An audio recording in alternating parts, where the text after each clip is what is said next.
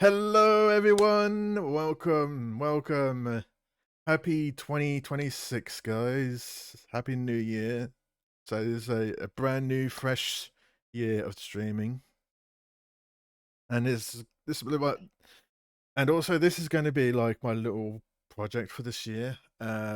If you may not notice on my Discord that I'm planning to do like a little talk show at least once a month at the moment until I get become more popular. And today I am with the one, the only Deidrana. Say hi. Hi everybody. How's it going? Good to be here. Yeah. So today we're going to be talking about stuff like we're planning to do a little tier list. The tier list is going to be evolved with World of Warcraft expansions, but since Deidrana has no clue what the expansion is about, what I'm going to be doing is to show her some cinematic trailers and she can like theorize what the expansions was about before I tell what actually really is about, because I have experienced all the expansions in the game except for Midnight, because that's coming out soon, which I'm excited for. I'm really excited to be doing this. It sounds like it's going to be a lot of fun. Yeah, Um I played a tiny bit back when I was in college, I think. Um but I it was literally like one expansion. So the trailer thing is definitely going to be helpful for me. yeah. Because to be honest, I did start playing when Wrath of the Lich King expansion was new. Then I stopped playing because I got cyber bullied at the time, and I've recently, like I said, I've been recently gone back into it, and it's been a bit more. It's less toxic and less bullying now, so I never get those Yeah, run. Yeah, when I was playing it, I think they had like I think it was just after Wrath of the Lich King, and then so that would be I think Cataclysm, and I played like pretty hardcore in Cataclysm, and then I made it to I think Mists of Pandaria came out not too long after that, and yeah, I didn't even open the game, but I had the ability to. So that's about my story of World of Warcraft. yeah. And the thing is, I I'm only ever made it to level 60. Didn't even experience end game content. that's a shame. Well, actually, the Mm. old level 60, because now because they did a level squish couple of expansion in a couple of expansions ago, because the level cap used to be like up to 120 and it squished the level cap. Yeah, yeah. It's definitely was the old level 60 cuz I think the max at that time was 80, I want to say. Uh, It was small. It was way smaller. Wrath of Lich King's expansion's level cap was level 80. When Cataclysm came out, the level cap was 85. Okay. I know this because Yeah, I I think saw, I did see the Cataclysm trailer. well, that it'll be helpful when I get to see it because I'll be able to remember it. I think I might have seen one of these trailers and it was probably the Yeah, Cataclysm one because I I think that's when I started playing. yeah. I'm going to be showing off the cinematic trailers. So they're basically like high end, like proper like a proper 3D animation movie trailer, Mhm. essentially. Well, I'm super excited to jump into it when we do. But it is the beginning of the new year, so Yeah. maybe maybe we should tell some updates. I know it's been a while since both of us have streamed, Yeah, actually. yeah, that's a good thinking. That's so. Yeah, my plan is this year is really my goal is really. I'm hoping to get some more followers during this year. I'm hoping I aim up to 250 followers this year because there's this website that I want to register, but it says that I need to reach 250 followers. And Which website is that? Is it? so I'm what? gonna guess Throne. No, it's a website. It's like Keymailer. It's like Oh, Keymailer, but okay. it's something completely different, Hmm. completely different. But and it probably like so I was thinking if I get 250 followers, I can use that website so I can like stream those games that I get like a Keymailer thing, whatever it's called. Yeah. But that's my goal, but I doubt I'm gonna reach it this year. Last year, I did a community challenge over the course of last year for giving me the incentive to play Dark Souls on stream. However, since the goal didn't really meet during the year, but made 25% of the progress. However, I am confirming that next year we'll do Dark Souls next year. That must be why I got so many channel points right now. Yeah. Yeah, because I refunded everyone the channel points. Okay, I see. Yeah, I was like, oh, he must have did a refund then. And then I look and I'm like, 59,000 channel points. Hell yeah. Uh, Like a VIP. if you want VIP, you can, but you lose your mod status. Ah, man. Why not both, Twitch? Why not both? Mm. But yeah, so yeah, that's my plan for next year. Also, there's some games I'm planning to stream this year.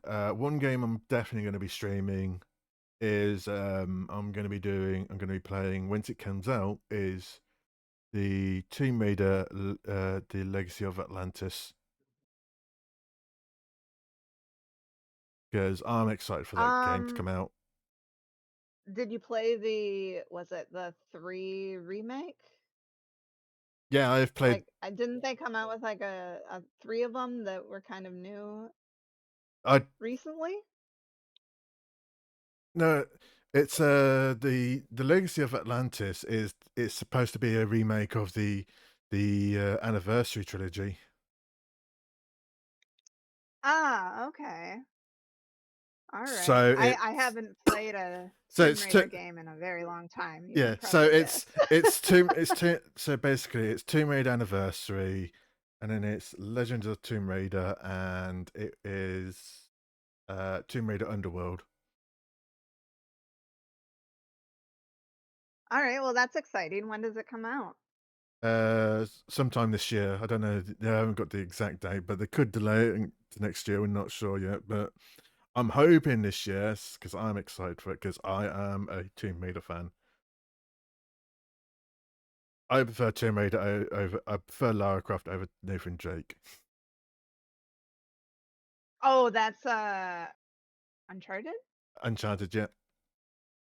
Okay. Which Yeah, I.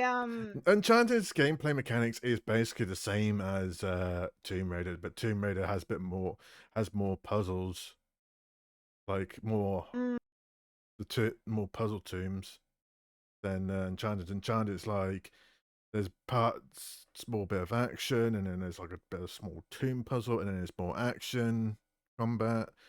But with Tomb Raider, however, it's like you're going to tomb, but there's a bit of like action combat now and then, but but it's not as big as like Uncharted, because Uncharted is like, oh, you're fighting like 20 or 30 of the fucking rival Tomb Raiders that are after the same relic for their own personal gain, where you're after it for preserving the relic. I feel like Uncharted was always about like um how pretty the world was too, like, and how dynamic they could make those like cutscenes and stuff. Yeah, But yeah, Tomb Raider is much more of a puzzle platformer, I think. yeah, agreed. And I remember I yeah, actually played one of the Tomb Raider games on stream. This was a while ago, but I think it was like the original one. I couldn't even tell you what the title is called, but I got so mad at the game because I am not a very good puzzle platformer. And I would spend frickin' hours in some of these levels. Oh my god, it's yeah, taken me back already. Oh, no. yeah. It's taking me back now already as well. It's like most guys likes to watch, likes to play Tomb Raider for the boobs. Oh, yeah, yeah, yeah. I think that's why I was gifted the game in the first place. I think the person that gifted me the game was like, "Yeah, you need to experience the awesomeness that is Lara Croft and simp with me." And I was like I was like, I can't even focus on the boobs. I'm too busy trying to jump from one side of this wall to the other. Yeah. Oh yeah, but yeah, I did enjoy playing Tomb Raider. I have played quite a few Tomb Raider games. I did play the reboots series, but to be honest, it's never felt like the same as the originals, the original games, because it was like more. Oh, It was more of a survival platformer than mm. a proper puzzle platformer. Okay, I'll have to take your word for it on that one because I feel like I did play one Tomb Raider game way back when, like, I think this was PS1 days, and then I played that one that was on PC, I do remember. which I believe were two different games. I don't remember which game it was. But I do remember. I've been told, but I haven't even done it. Is that you in Croft Manor? You can shove the butler in the freezer, like Oh my for. gosh, I'm really mad I never got to that part. Sounds great. Yeah, because the butler kept following you all now and then in the in Croft Manor. It was, to be honest, again,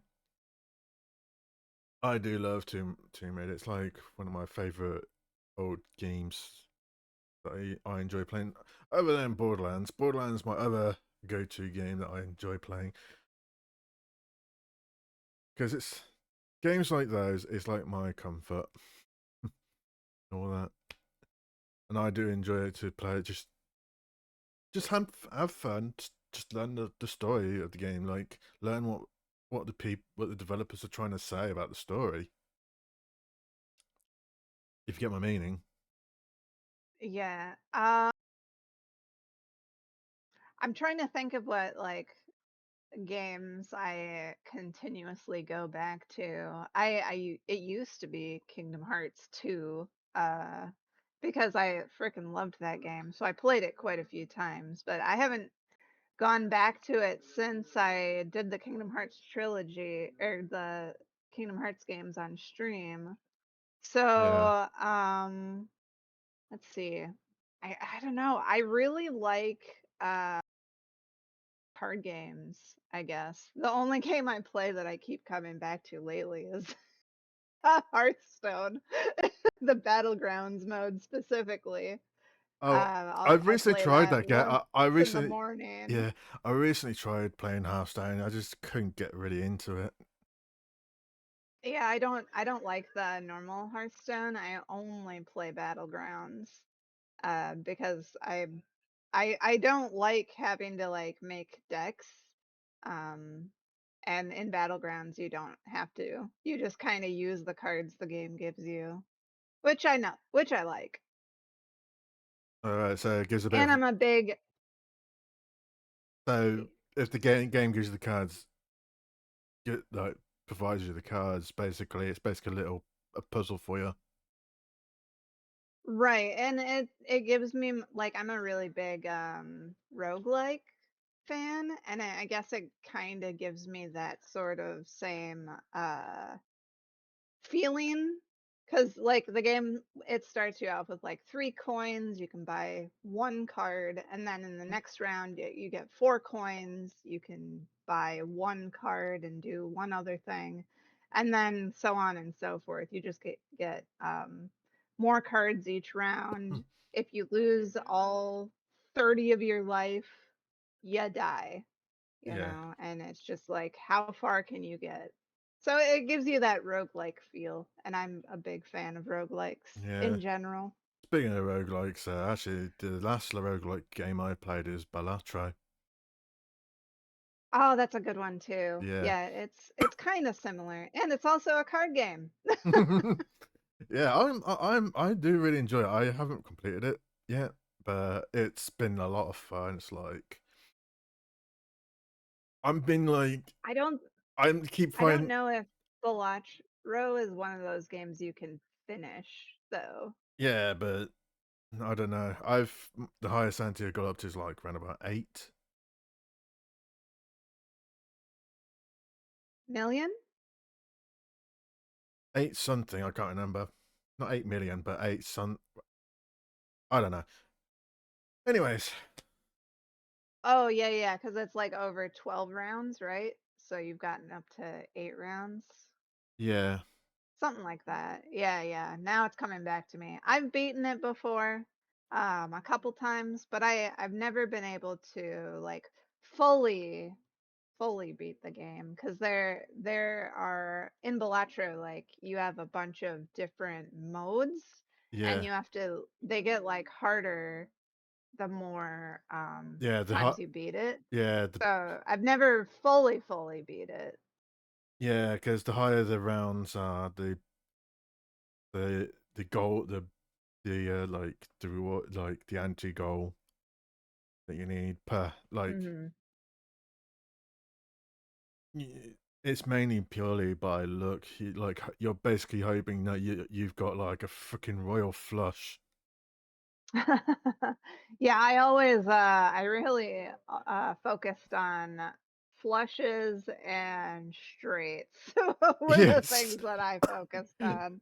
Yeah, I mainly focus on that as Because well, but I otherwise tend it's, to focus on not just that. I just focus what I got on my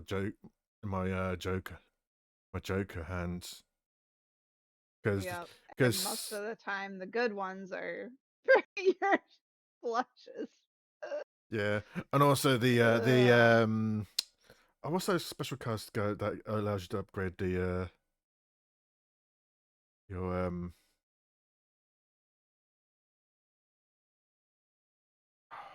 not called the turrets, it's the other cards. It's the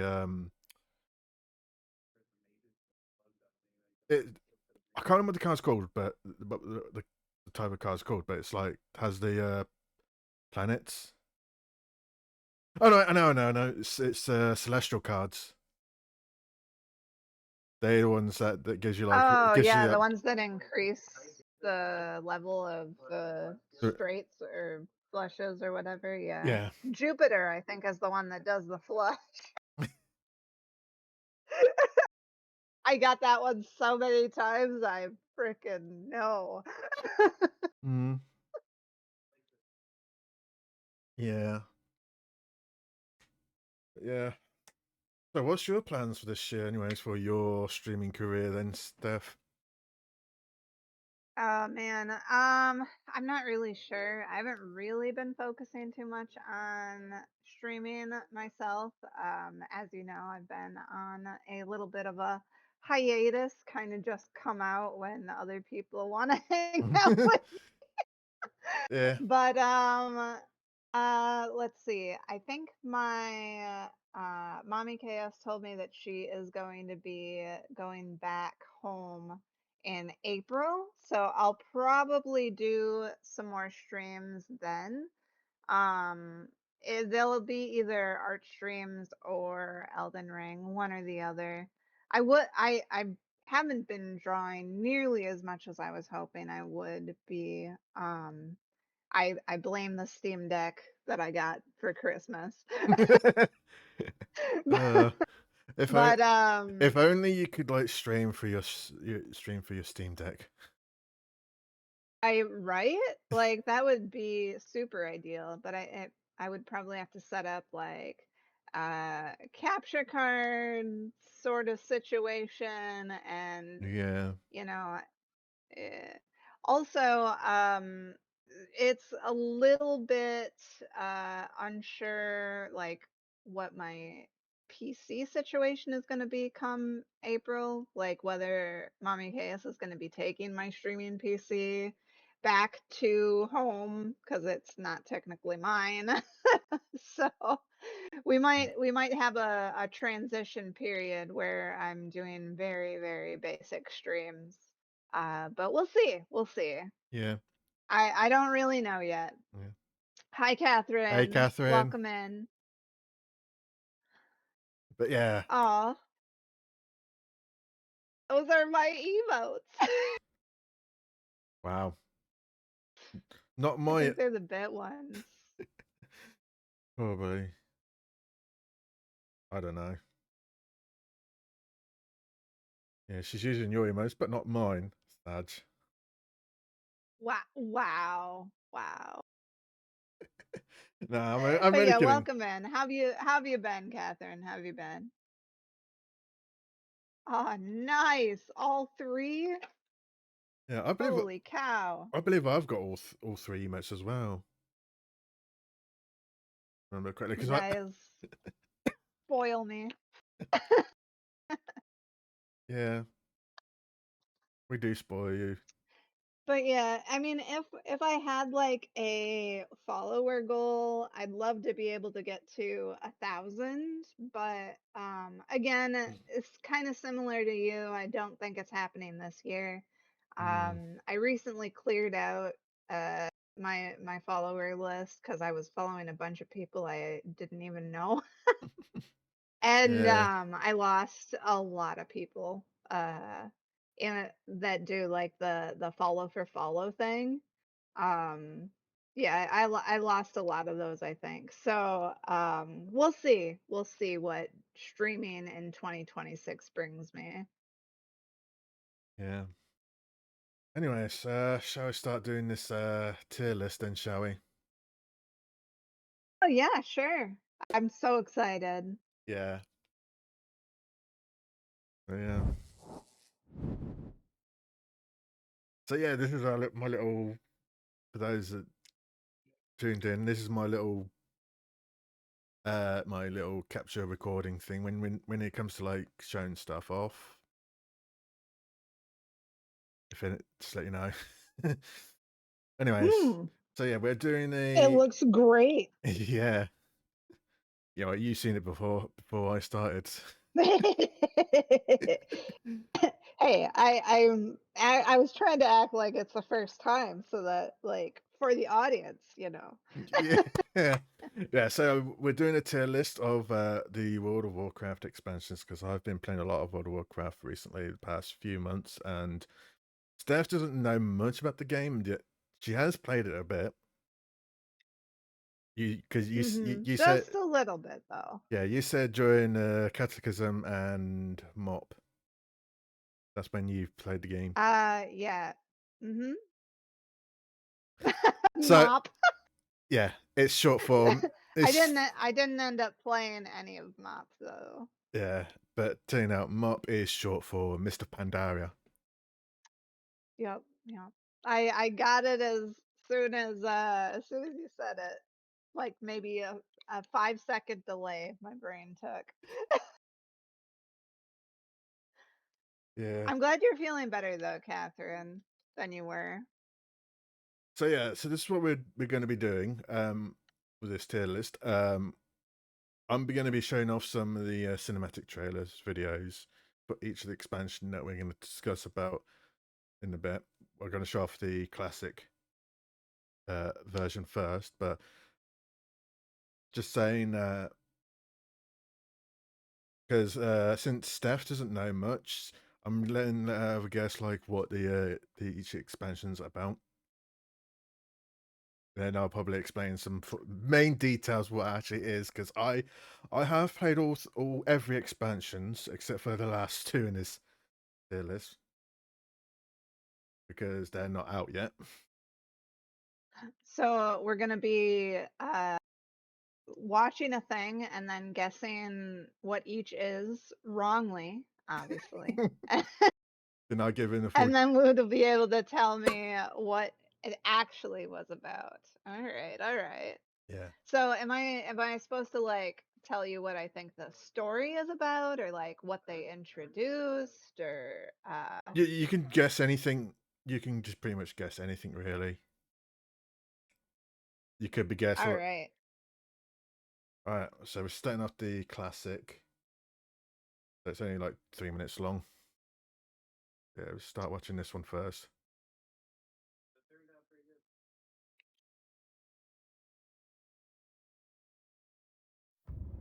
"4 years have passed since the mortal races banded together and stood united against the might of the Burning Legion.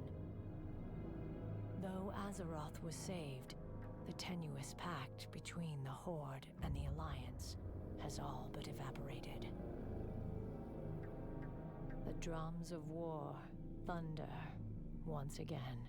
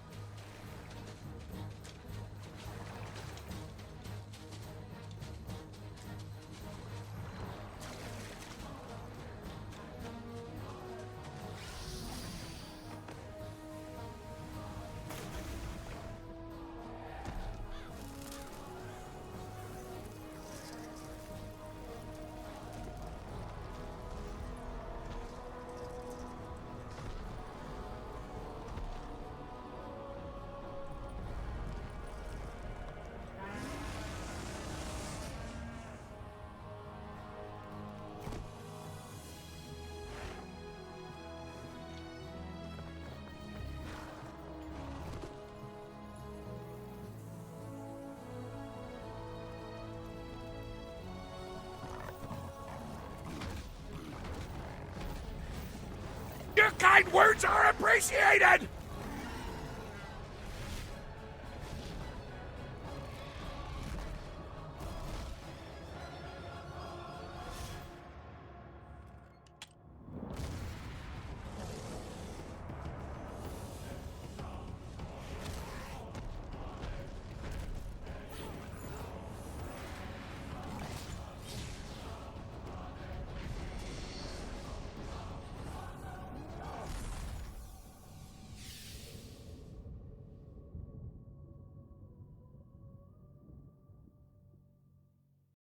And that is classic. And thank you for the biddy, Catherine.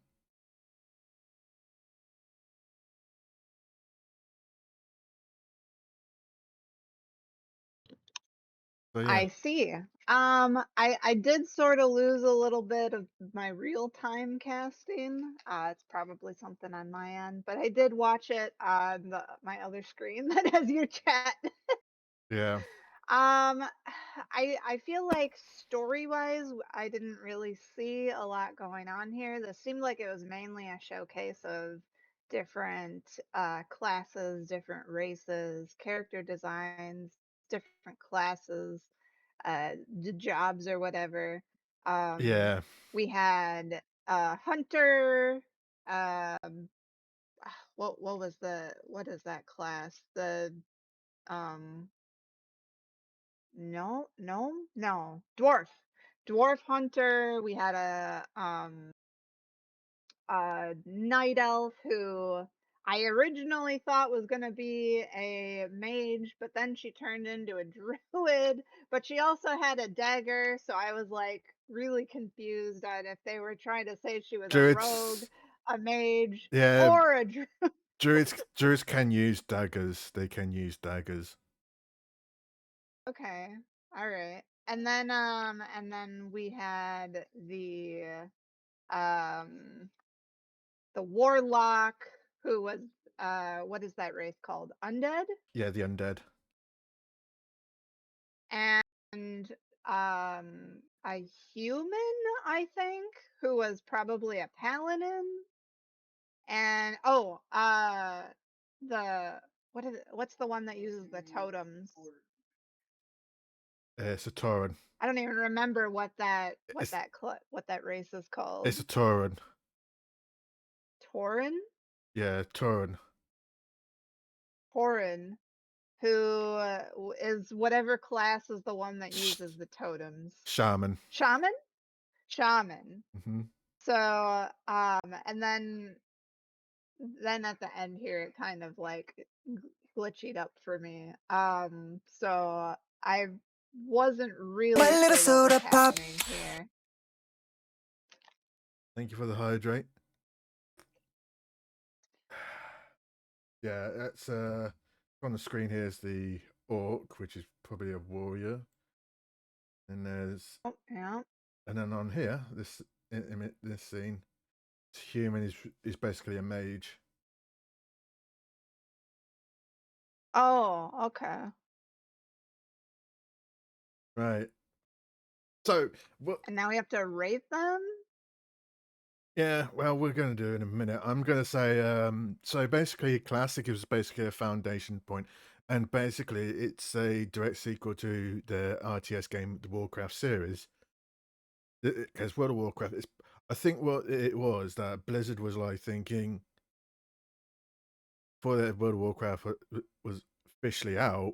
I bet that when they put it in development, I bet they were thinking like, hey, why not let people to explore this world that we've made in this Warcraft series? And it's Mm. back in the day as well. World of Warcraft was mainly more on focusing on exploration over than the story of the world. It was more the exploration to get into from point A to point B. Hey Takai. That makes sense. Hey, Takai. Hi, hi. Good to see you. So yeah, since it's like a starting point, like I like to point out as well, there was two classes were faction locked back in Classic. Yeah, I do remember that. Because yeah, so if you wanted to play a shaman, you had to be affiliated with the Horde. But if you want to Right. be And if you wanted to play the druid, I think it no paladin, was only night elves, right? Oh, it was the paladin. It was exclusive to the Alliance because Taurens can be druids at the time. oh, okay. Oh, yeah. I feel like Taurens could be just about anything Yeah, back in the day. They were like the only ones. well, the only thing that Taurens couldn't play as was probably like I think they couldn't play as rogues.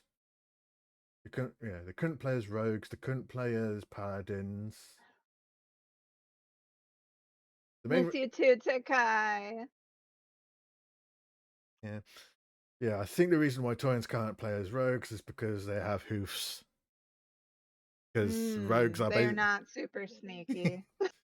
well, they can now play as rogue. You can play as a Taurian rogue now, but Oh, jeez. it just beats the logic. To be fair, though.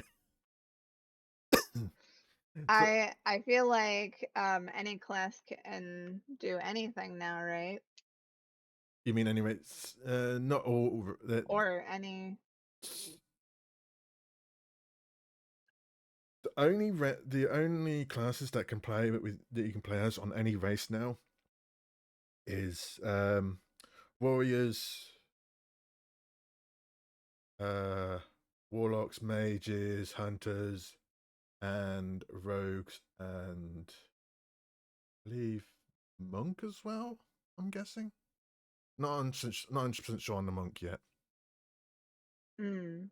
So, anyways, classic. Yeah, I think like back in the day, I never played the RTS version of this game. My first introduction to it was World of Warcraft. Yeah, well, But I yeah, did delve into the Warcraft 3 during my birthday stream. right. I do remember that.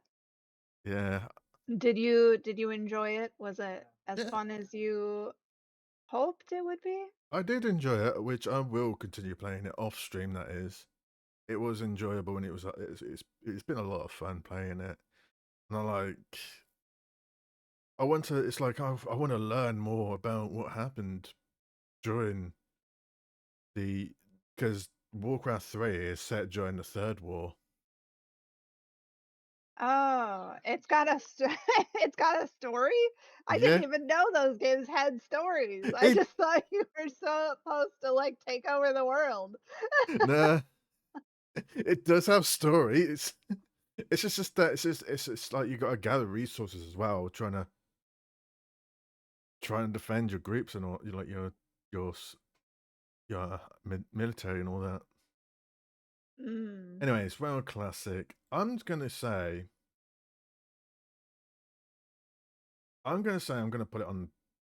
I'm gonna put it in the middle in B because there was some good moments, and I think I think what puts it off is probably like some classes was strict to one faction. To be fair, I feel like a lot of people really like the base of the game, and that's why they got into it in the first place, right? So it yeah. makes sense that it would be kind of um middle of the line because it's not like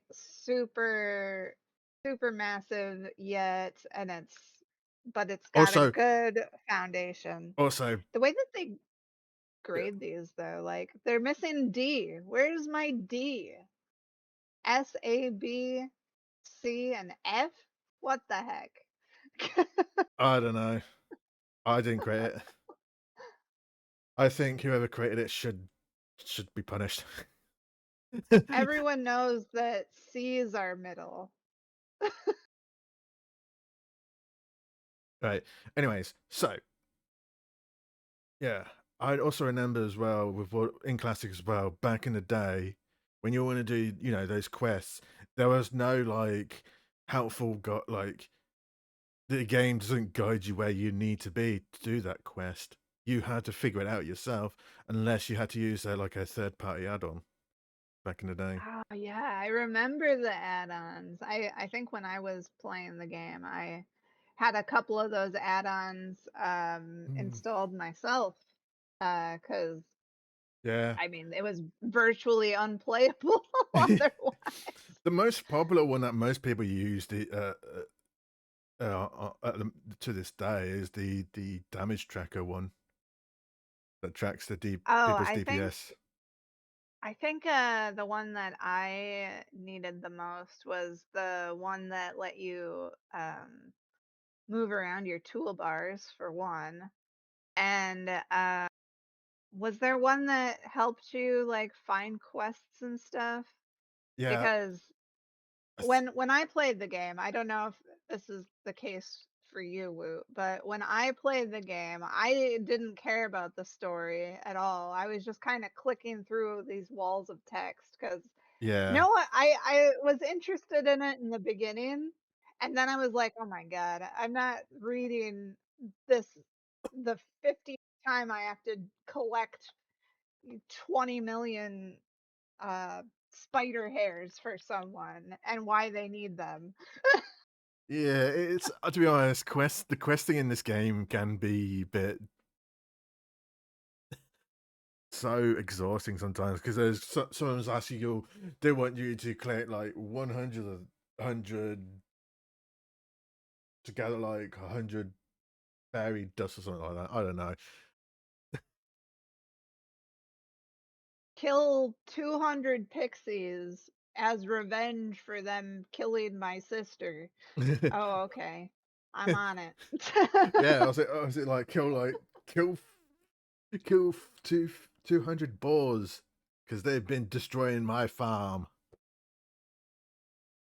Yeah. Please, please, kill 100 lions so that you can get the meat off of them so that we don't starve to death over the winter. Anyways, also going back into classic as well.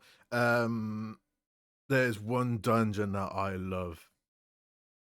That's in In classic. classic, did they even have the jobs yet? The like skinning and the gem collecting, those ones? Yeah. The profession skills. Because that's been out since classic. They just added some Oh, more wow. professions with the expansions. But yeah, World of War. So in classic, I was gonna say it has one of my favorite dungeons in classic, and it's the Dead Mines. Welcome to the Dead Mines. Yeah. The Dead Mines is such a good dungeon. It was so because it's a low level dungeon and it was like so enjoyable to go to traverse through. Mm. And I think I might have told you this already, but like when I originally played the game, I didn't do a single what were they called? Raids, I think. The ones where you have to queue up with a bunch of people. Didn't do a single one of those until I was level like 50. And actually, then I did one and I got bullied and I didn't do a single one after that.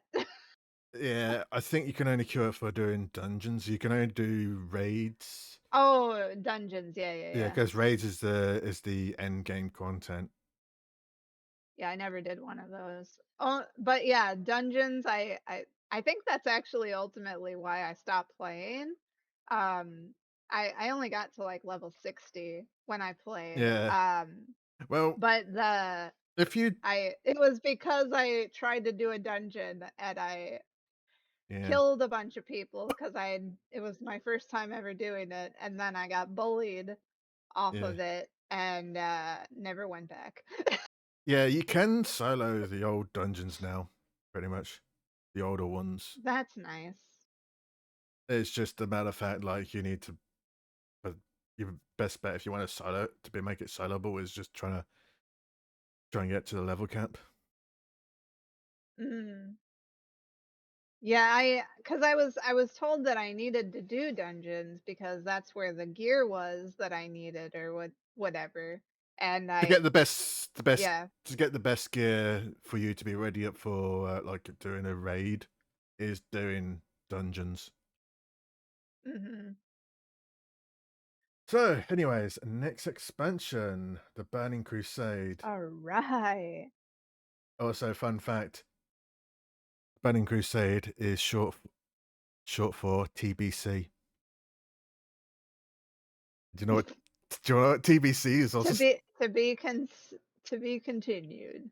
to be That's confirmed. fun.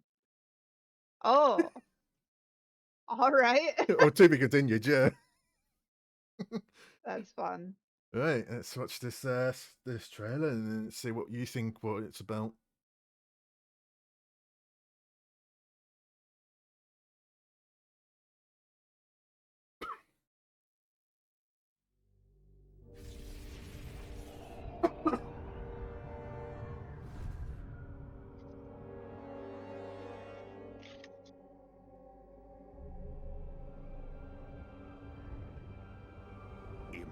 imprisoned for 10,000 years.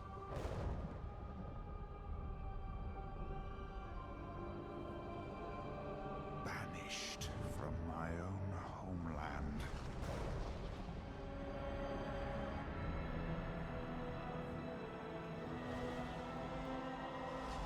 And now you dare enter my realm.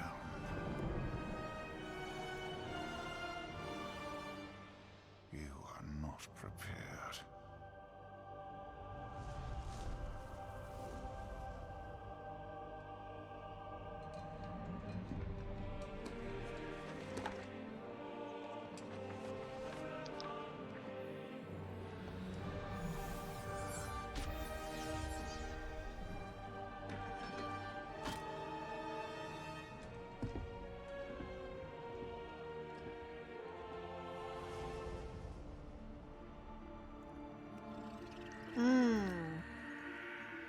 My favorite race.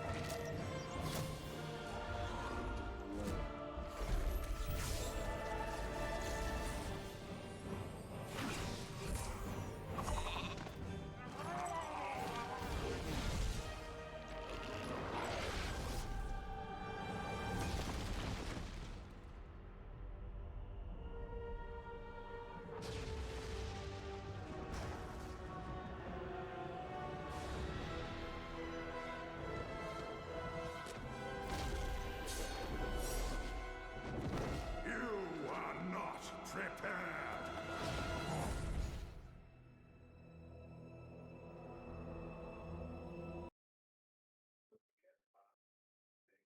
I think you're not really prepared for this, are you, Steph?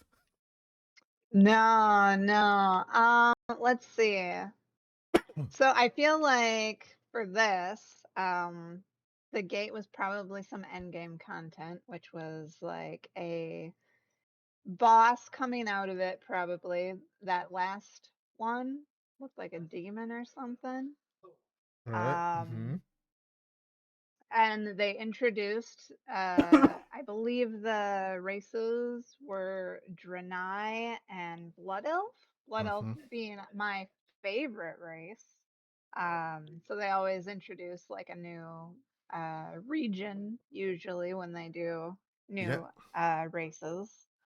And then they just had a bunch of like little mini fights where I don't think that usually tells you anything about the story. It's usually just to show off the new races and Yeah. were they specific classes? I actually don't know what the classes were for those. It kind of looked like a paladin and a, I don't know, something that deals with spirits.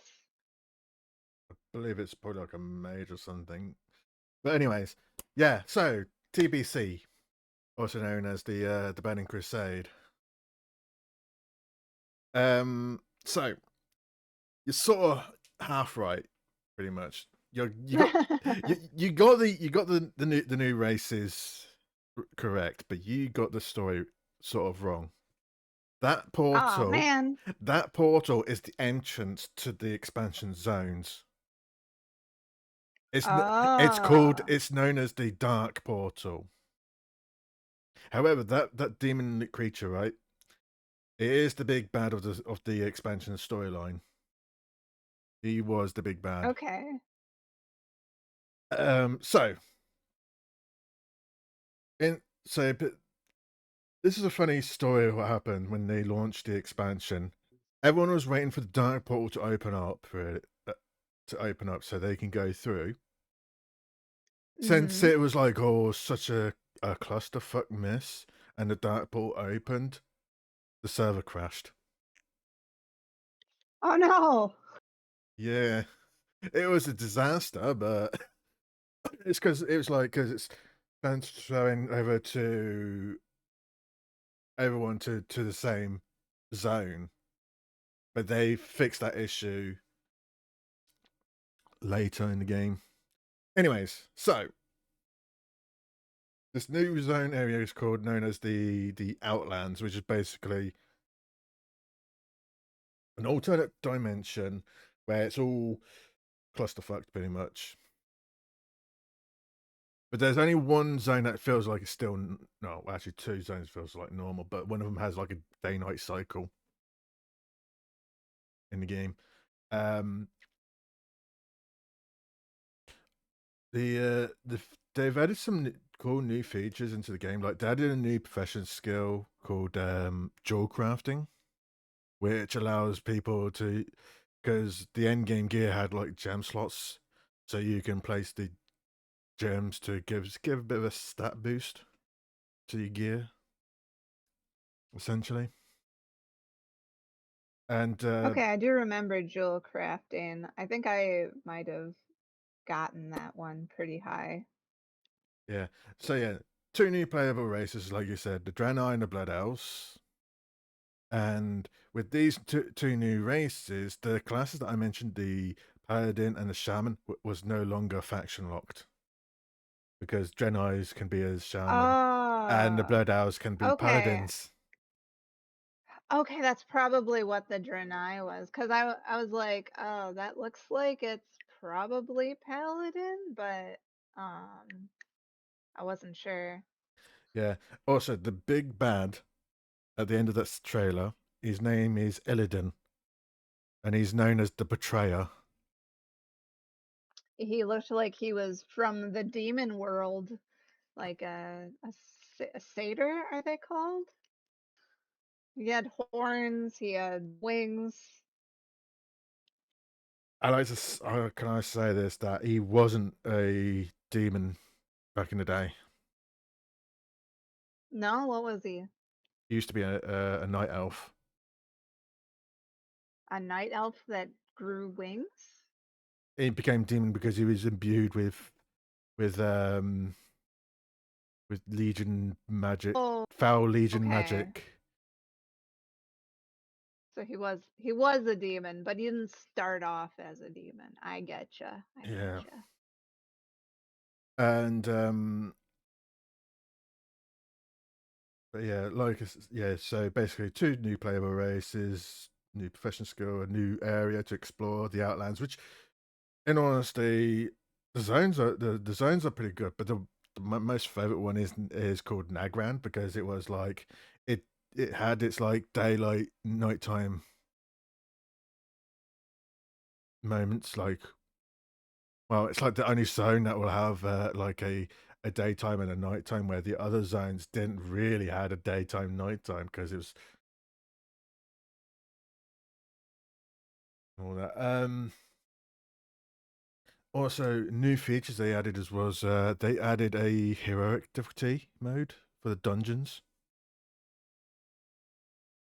So basically, heroic was like the end game dungeon, which was basically like a harder version of the dungeon, to give people some Hmm. the challenge. But yeah, in Every everyone knows people in this game love to be challenged. If there's a limit, they want to beat that limit. That's like the whole point of like raids and stuff now, right? yeah, Is just getting stronger and being the strongest. well, it's mainly getting the That's better why they gear. have like DPS counters and stuff, right? Yeah. But yeah, there's only one raid I like the most in the expansion. It's called the Black Temple. Mm. Reason being, the final boss is Illidan himself. Whoa. Okay. Yeah, the fight is really fun and enjoyable as well. It has a lot of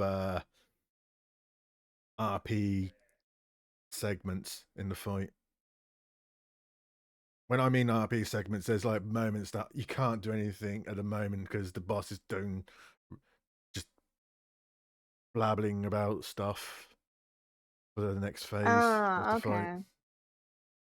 Yeah, I mean, if the if the boss that they introduced to the expansion wasn't enjoyable, it would just be a flop of an expansion, wouldn't it? Yeah, right. So, Burning Crusade, and it was so popular as well. It's like because it was like the very first ever expansion to do for this MMO that's been going for a couple of I years at I a don't time. I Like, don't know if they still do this, but back when they started releasing expansions like this, you actually had to purchase the expansions too. So like you had to purchase World of Warcraft, which was like $60 or whatever. And then you had to also buy the expansions, which were like another 30 to $60 on top of that. And yeah, they did that for like every single expansion too. yeah, but now, Which was well, to be honest, now that if you do, say like if you want to go back to playing that game now, you have access to all the expansions up to, I believe it's up to Dragonflight expansion. mm, You have access to that. You don't need to buy all the expansions, but you have to buy the the current expansion that's out.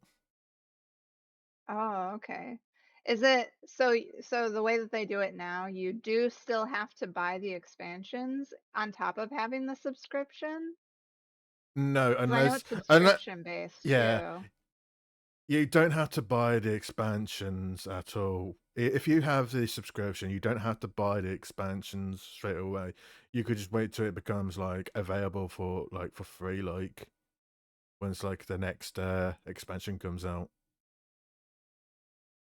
Oh, so you have to pay for the expansions if you want to access them right away? Yeah, but you don't have to if you don't want to. You could just wait till the next expansion comes out. Okay. I suppose if you're like behind, and like you didn't um finish all the stuff, then it wouldn't be as much of a big issue if you had to wait for the expansion. But people who have like been playing it from day one, who want to like access all the stuff right away, it's kind of like pre-ordering almost, isn't it? Pretty much, yeah. Anyways, You're paying for the right to be a beta tester. true. Right.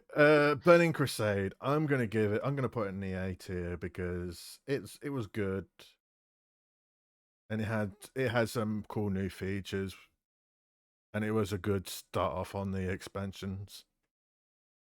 You said that was super popular. I mean, popular enough that they've been continuing to do this, I suppose. Yeah, and Like also it didn't because flop.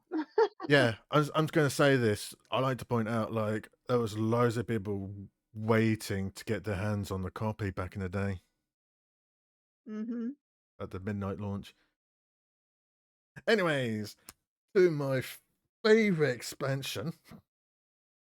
Oh, back in the day, did they have a subscription as well? Did you have to pay the subscription fee, or was it just buying the discs You had to for pay. the? You had to pay subscriptions to. You still had to pay for the subscription fee to play the game.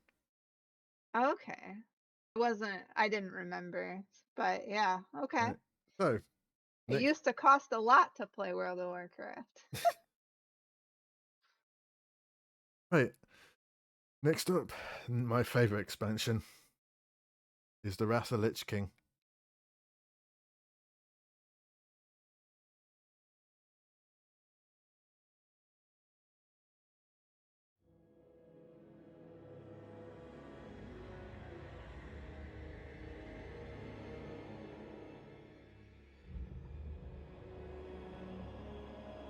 My son, the day you were born, the very forests of Lordaeron whispered the name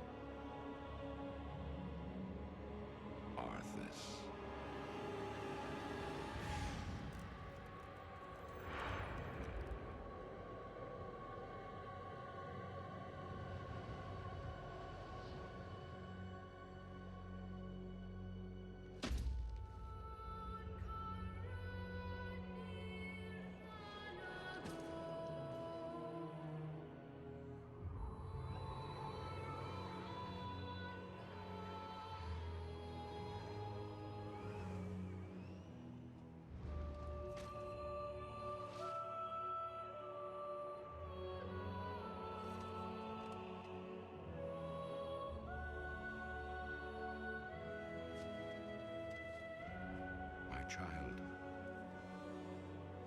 I watched with pride as you grew into a weapon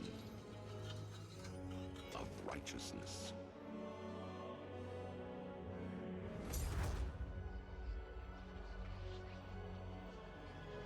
Remember, our line has always ruled with wisdom and strength.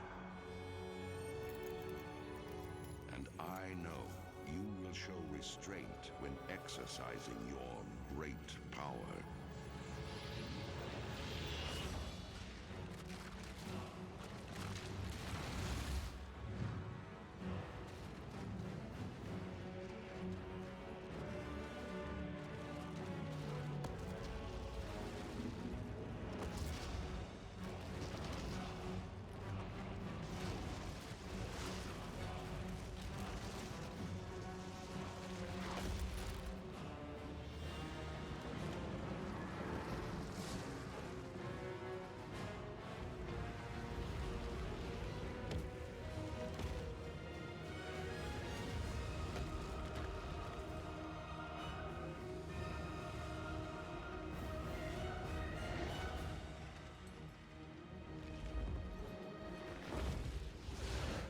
Truest victory, my son, is stirring the hearts of your people.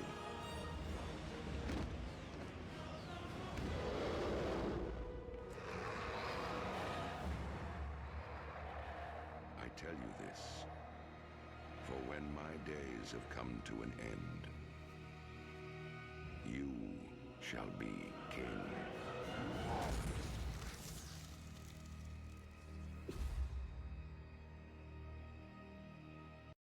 There we go. So there didn't appear to be any new classes in this one, I don't think. Or maybe, I don't know. I remember that that Arthas is the Lich King, Yeah. and that he is leader of all the Death Knights, Mm-hmm. which was a race, but I don't know if it was released here or if it was something that was released in the next one. Regardless, all I really got from the trailer is that maybe there's a new big bad. We got a dragon that's probably related to the big bad fight. It's a very snowy area. And he has an undead army. You're sort of close. You're sort of close on that. Maybe they released flying mounts with this expansion. Actually, don't know. they introduced flying mounts during the Burning Crusade, and he gives the ability to fly around in the Outlands in the Burning Crusade. I forgot to mention that. Okay. But Wrath of the Lich King, a whole new zone known as basically a new island to explore is called Northrend. The big bad. Is that the one on top? Yeah, it's basically The new island? yeah, it's basically up north of the Maelstrom. Gotcha. But yeah, you're right on the big bad, the Lich King, also known as Arthas. Basically, it's a continuation of the events happened during Warcraft 3. Essentially.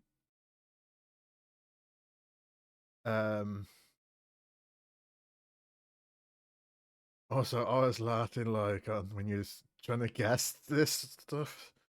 Basically, the undead. The undead is not. They're not called the undead. It's called the Scourge.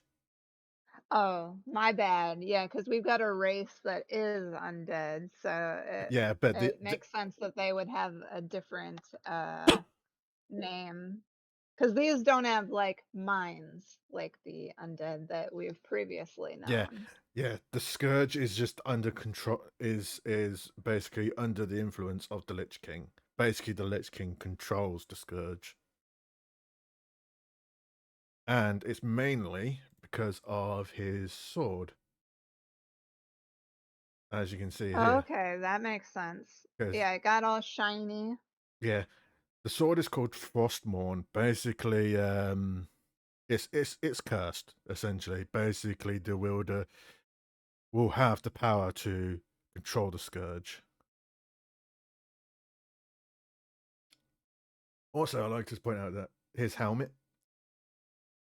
apparently his helmet is called He the... actually looks like a human underneath that helmet still, Yeah, too. he's still a human, he has to control the Scourge.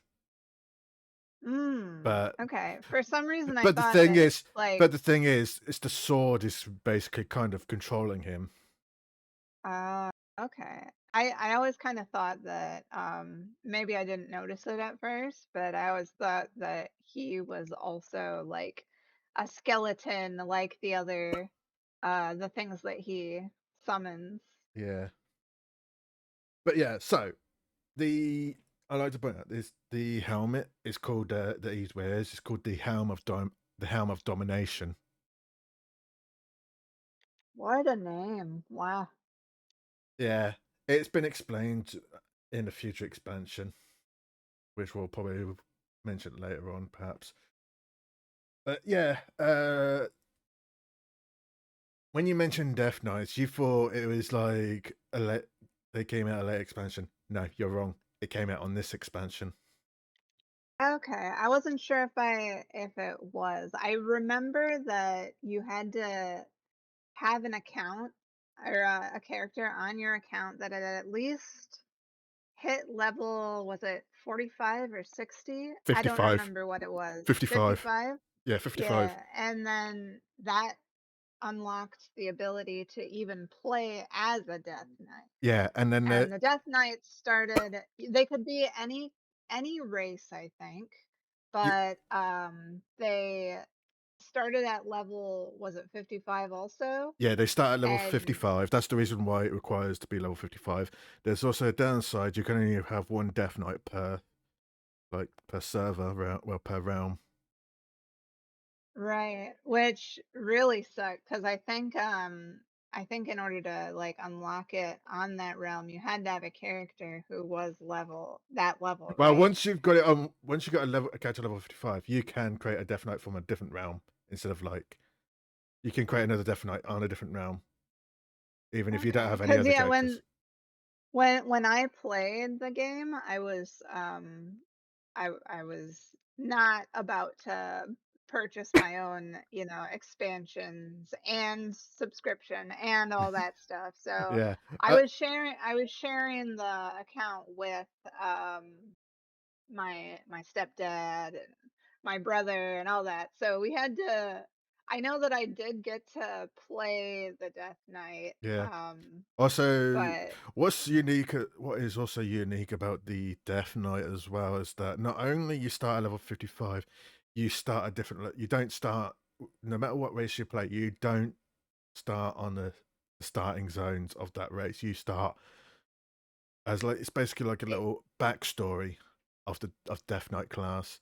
Basically, the story goes is that you're basically helping the Lich King invade the Plaguelands, essentially. right. And didn't you start on, it was also on the upper continent, right? Yeah, in the Eastern Kingdoms, it's in the Eastern Plaguelands. I think Death Knight was my favorite uh at the time. I think it was my favorite like starting bit of the game. Um I know you had like a couple quests right in the beginning where you got to like take on a ton of things, and it was like a little bullet hell thing, and it was fun. It was fun. Yeah, Death Knight. Um Yeah, the Death Knight class quest line is really fun to do, and it's like mhm. once you get to the end of the starting zone, you learn that the Lich King actually betrays you Oh because yeah. basically he was using his Death Knights as pawns for his own gain. That makes sense.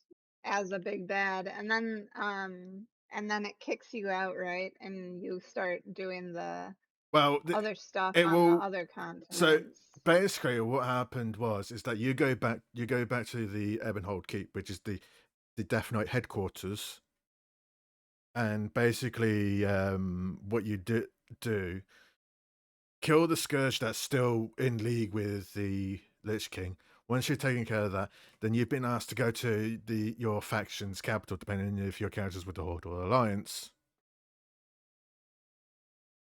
And then you go. So let's say, for example, your Death Knight character's an Alliance. You basically you go into Stormwind to take this like letter about inform the King of Stormwind about saying like as like we are Death Knights, we've been betrayed by the Lich King, we need your aid and all that.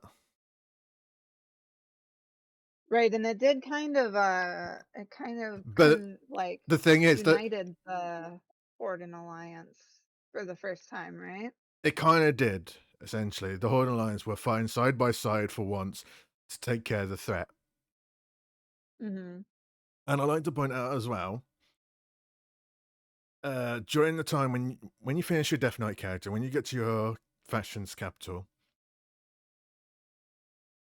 people in the civilians and the guards will throw rotten fruit at you because you're basically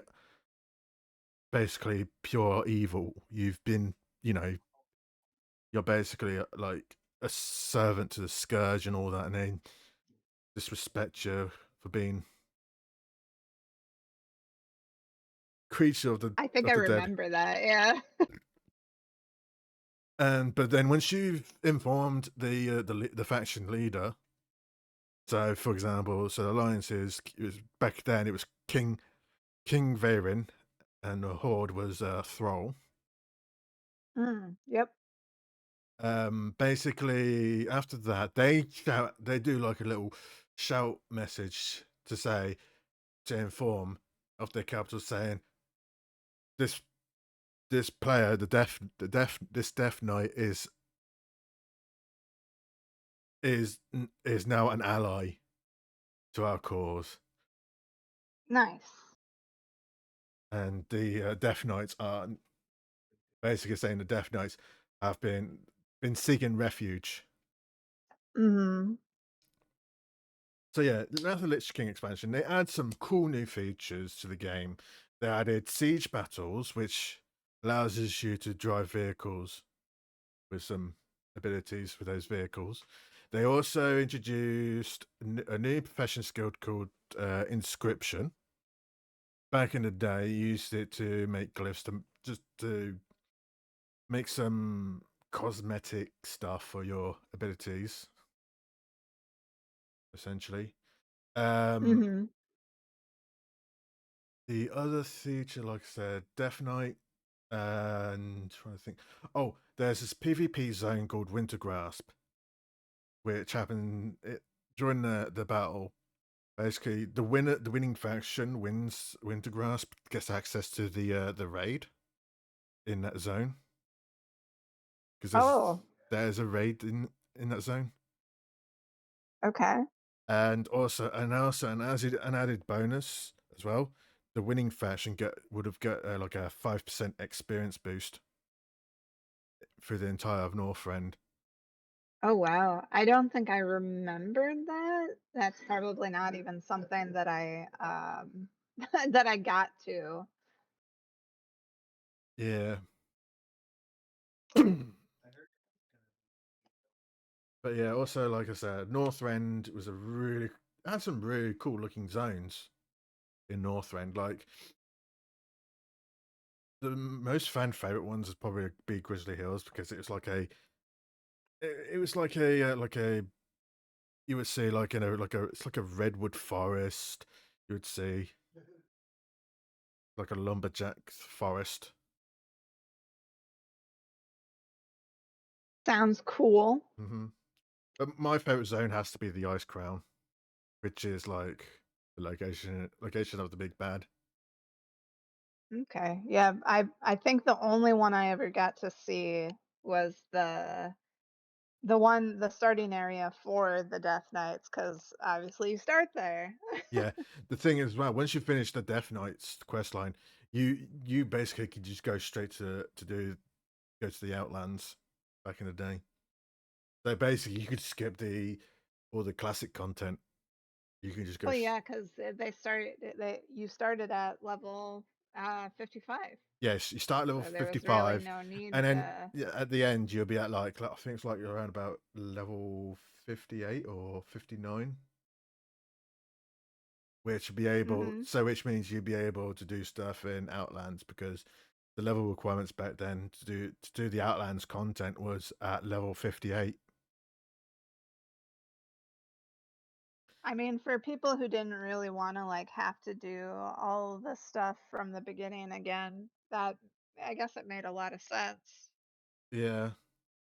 So, in my opinion, Wrath of the Lich King, it was so good. And fun fact, with when this expansion came out, it had the highest peaking players for the expansion content compared to the other expansions.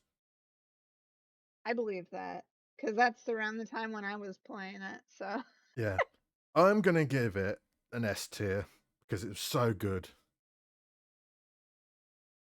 Like it was so enjoyable to explore Northrend, and it got me heavily invested in the Arthas lore. Like what happened, wondering what happened to him. Why did he become the Lich King? And it has a few of my favorite dungeons, but one of my favorite dungeons that I love doing is called the Curling of Stratholme, which is a timeline storyline before Arthas became a Lich King. It's basically when there was a plague started in Stratholme. oh, I think I vaguely remember the plague. Yeah, Was that I think you actually showed me that quest.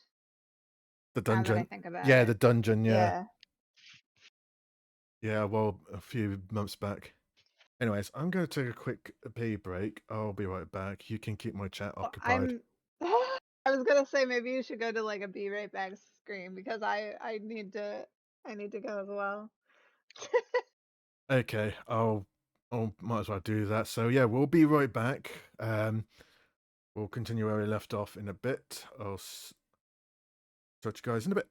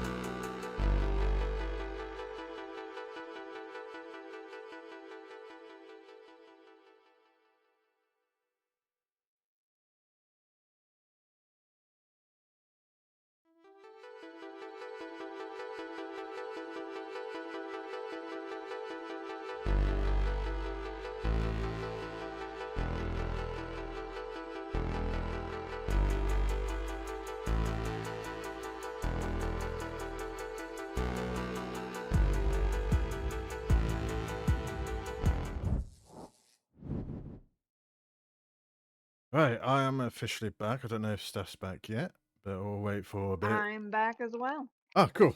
Talk about timing. Right? I know. Right, on to the next expansion, which is Cataclysm.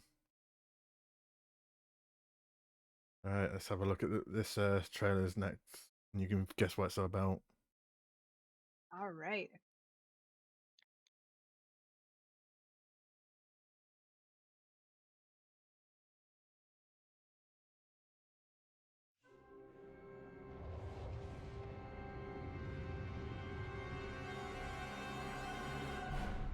Pain. Agony. My hatred burns through the cavernous deeps.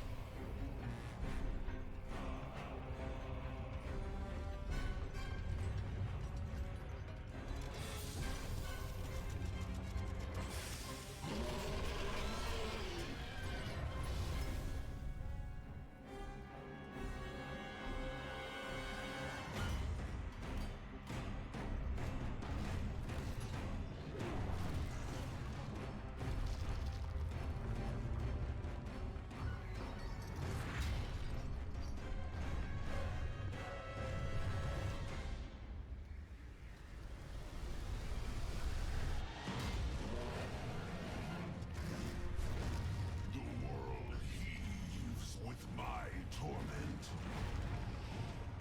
Its wretched kingdoms quake beneath my rage.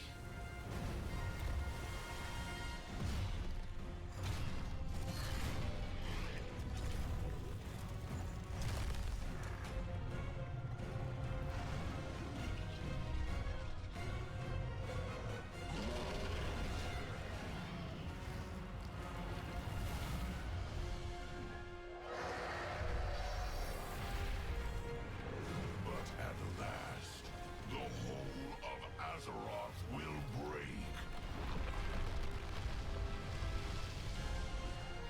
And all will burn beneath the shadow of my wings.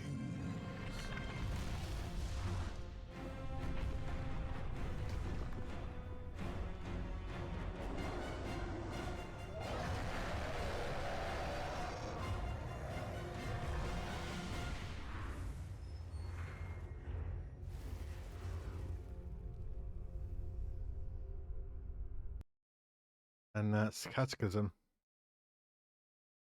All right.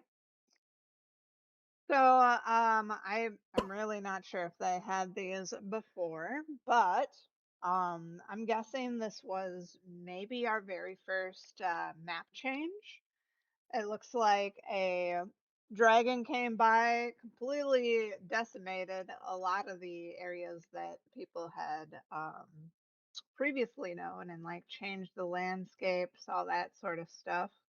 Um, Maybe the dragon is a new raid boss. Maybe it looks like maybe there was like a city um underneath the ground that maybe they made where the dragon was being held captives. I Did we have gnomes up to this point? Did this expansion release some races? It did release 2 new races, but I'm not going to say which which one it is. Okay. I I feel like maybe it was gnomes. You'll have to tell me in a minute. Yeah, Um, and did they have zeppelins before then? This because it looked like there was like zeppelins and stuff, and I know those were used to take you from like one like across continent, yeah, right? yeah. That's been a thing since Classic. Okay, all right. That's all I got from it. Right, you're wrong about the gnome thing because gnome was a playable race since Classic. Damn. Okay.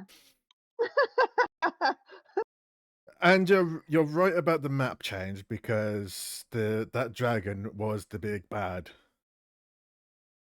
of the expansion. He's known as Deathwing. And what he did, he caused destruction in his wake. So basically, the environment, most of the environments changed and all that, and the monsters changed and all that, and basically, yeah, the world changed drastically. Like, there's now like a ravine in the at the Barrens, and there's the Thousand Needles has been flooded. The zone called Desolus has a forest. The Eastern Plaguelands is now a bit more vibrant, less plaguey now. And they've added some new zones. Were there any like starting areas where like you where your characters start off that like it now has a different starting area, or was all that kind of the same at least?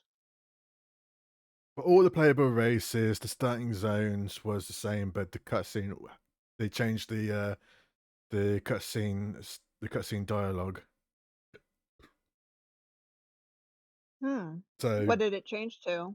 well, it changed a bit of the backstory because, for example, humans, it when Catalysm came out, instead of because it meant in classic, it mentioned for the human, if you play in the human race, it mentions about the war between the Horde and Alliance, but but in Cataclysm, it is mentioned like after the events of the expedition against the Lich King. Okay, that's pretty cool. Also, hi Amu. Yeah, hi, Ami. Hi. So yeah, also Cataclysm is also introduced the ability to fly around the classic zones. So you could fly around anywhere, essentially. And you weren't able to fly around before? Yeah, you couldn't fly anywhere back then. Well, in classic, or it's because they wanted to change the map drastically because of and they want us to have the ability to fly around. But there's some old zones that still are no you cannot fly, which is basically the Draenei and the Blood Elf starting zones. You cannot fly around. I guess that makes sense because those are like completely separate areas, right? Yeah, They're not part of the original. They're not part of the map at all, right? You have to like take portals to get there. yeah. There's like for Draenei's starting zone, you had to take a boat that was in the Darkshore, and but if you want to go to the Blood Elf starting zone, there's an instance portal at the Eastern Plaguelands to go through. I don't think I ever played the Draenei, but I did play the Blood Elves. The Blood Elves was like my favorite character just because they were the prettiest, in my opinion. Yeah, pretty known fact about the Blood Elves. However, it feels weird they're affiliated with the Horde. They're like the odd one out, sort of like. Well, back then, where they were like the odd one outs because they're more human-like creatures, whereas the majority of the hordes are basically monsters. That's true. But I get why they did it because they had the night elves, which were sort of related to them, right? And they were almost opposite, I think. They are the counterparts to the one of the. Actually, also a bit of fun fact actually about Blood Elves. Actually, they used to be known as High Elves, but they imbued with some foul magic into their bodies because they had some some foul magic crystals in their lands. They use it to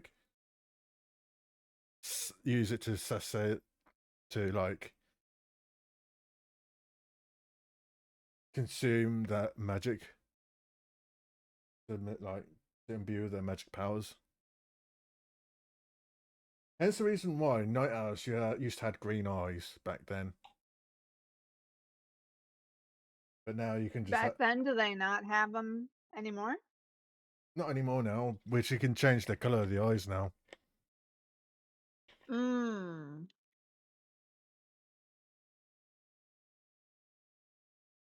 Yeah. Also, Catechism as well. Like I said, 2 new playable races, which is known as the for the Alliance was the Worgans, and the Horde they had goblins. Oh, okay. I remember the Worgans because I wanted to check those out because they were sort of like werewolves, right? Yeah, they're like werewolf-like creatures.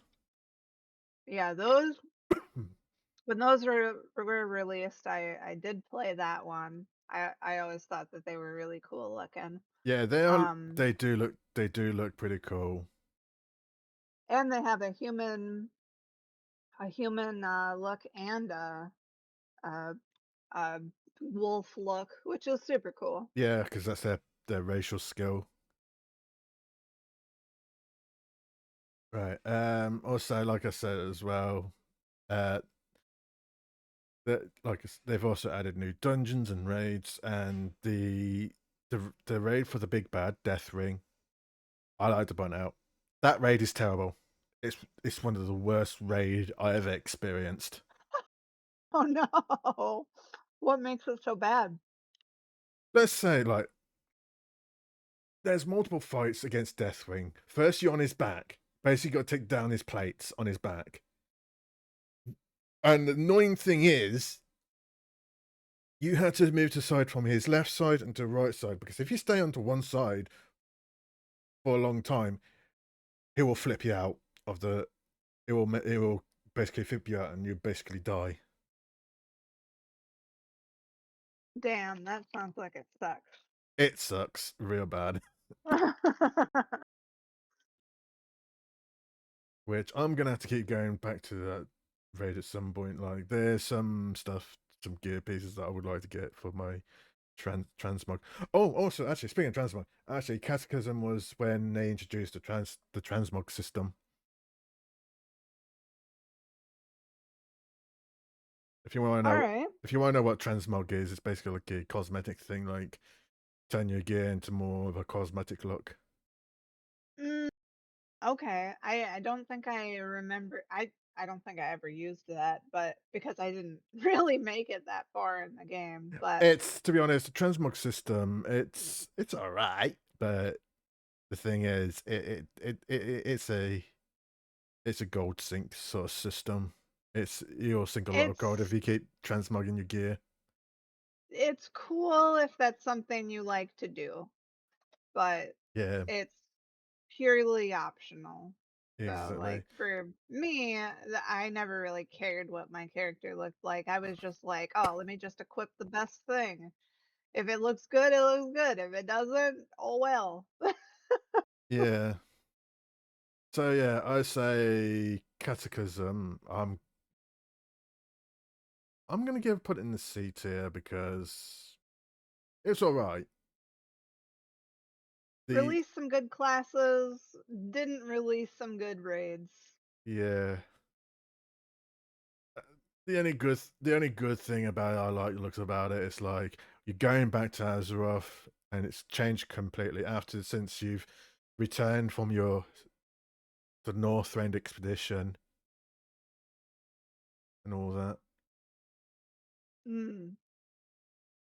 Right, next up it's Mist of Pandaria, or MOP for short. This was the start of me not caring about World of Warcraft anymore. So let's see.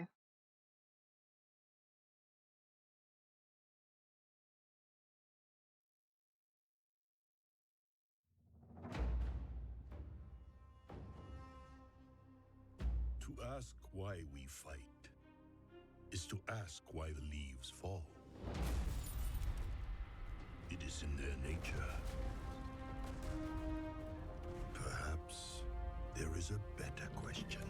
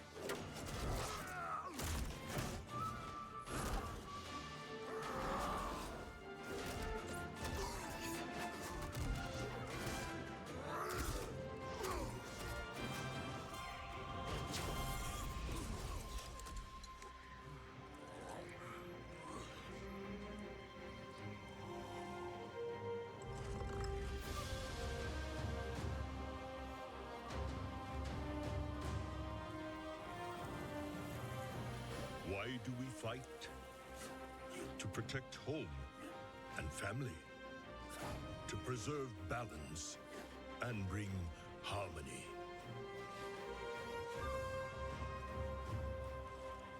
For my kind, the true question is, what is worth fighting for?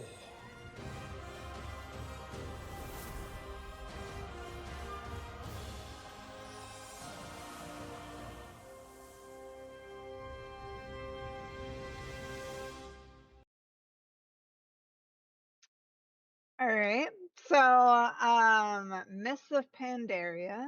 The only thing I can possibly imagine happened in this one is we've got one new race, the panda race, Yeah. one new starting area, where they come from, Yeah. very Asian inspired. Yeah. And did they also release like a martial artist based class as well? Technically, you're right, but I'll explain what the name of the class after you've finished guessing. Yeah, I don't remember what the name of the class is, but I I think that was the basically it. They probably released a couple more dungeons, a couple more raids. They usually do. Yeah. But like from the trailer, all I got was we've got this new area, we got this new character. That's it. Yeah. What I find funny about in that cinematic is like they put like the human and the orcs like shocked and all that, knowing that the human's holding the weapon that dog was using, and you just gave it back to him. Yeah, the pandas are too powerful. We must team up to defeat them or whatever. But they're not even a bad race. Aren't they just part of the alliance? No, they're not affiliated at all. But Really? they are a playable race, but they're not really affiliated. I'll explain more about detail about the playable race in a bit. Okay.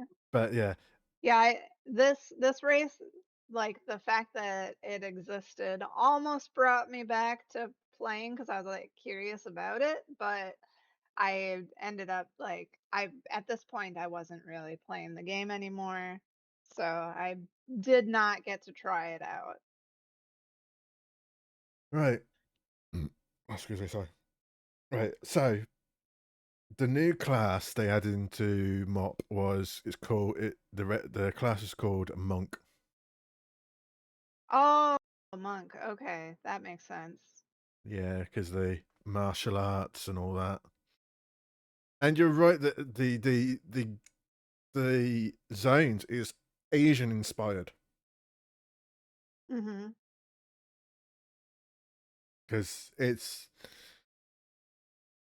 going through those zones as well. It gave me a bit of Kung Fu Panda vibe to it as well. I was gonna say, like, what sort of Kung Fu Panda nonsense is this? I think that's probably what they got the idea from, but actually pandas did exist in the early Warcraft games. Oh, did they? Yeah, it's Mm. rarely mentioned though.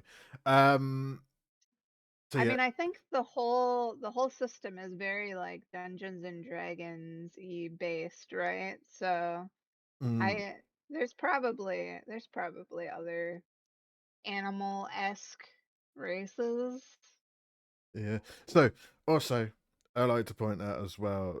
I don't know if there was a really big bad, but the main enemy in the Pandaria, the main enemies that you tend to fight is called the Shah. And Okay. what the Shah is basically they are manifestations of negative emotions. Mm. In Baldur's Gate, Shar is like the god of nothingness, like and loss. So I guess that's sort of on point. Yeah. Also, at the end of the expansion cycle, they added a new like they're planning on adding a new difficulty, a new difficulty mode for raids, like a mythic difficulty. Hmm. But yeah, which I've only tried out one of the raids in uh in the MOP expansion, and it's called Siege of Orgrimmar, which I really did enjoy that raid, but there's only one part I didn't like, and it's just infuriates me a bit. Oh, that reminds me, going back about because the final boss in Siege of Orgrimmar is the current war chief at the time of Orgrimmar, because during Thrall? yeah, no, not Thrall. During Cataclysm, Thrall stepped down as war chief, and he gave it to Garrosh Mm. Hellscream, which he was so fixated against the Alliance. He was so fixated to destroy the Alliance.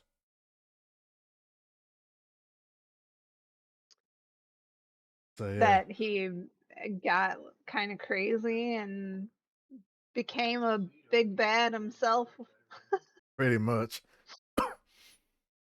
But the Pandarians are like, no, don't manifest your anger at each other. You know, it's because you're going to cause You know, you're manifesting the shell, which they are destroying their homeland. But yeah, look, So yeah, going back to the Pandaren race, when I say they're not really affiliated, is that the starting zone, you're basically neutral to the faction until you finish the starting zone storyline. The game will give the option to join with the Horde or Alliance.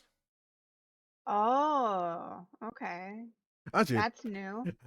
and this is pretty hilarious. When I heard about this on YouTube the other day, like there's this one player who's played as a Pandaren, and they went they refused to be affiliated to choose a faction. So what they did, they stayed on the island trying to reach the level cap. So you just can't leave unless you pick a faction? Yeah, So they're just stuck there? That's kind of funny. and you know what's funny as well? Blizzard made an NPC out of him.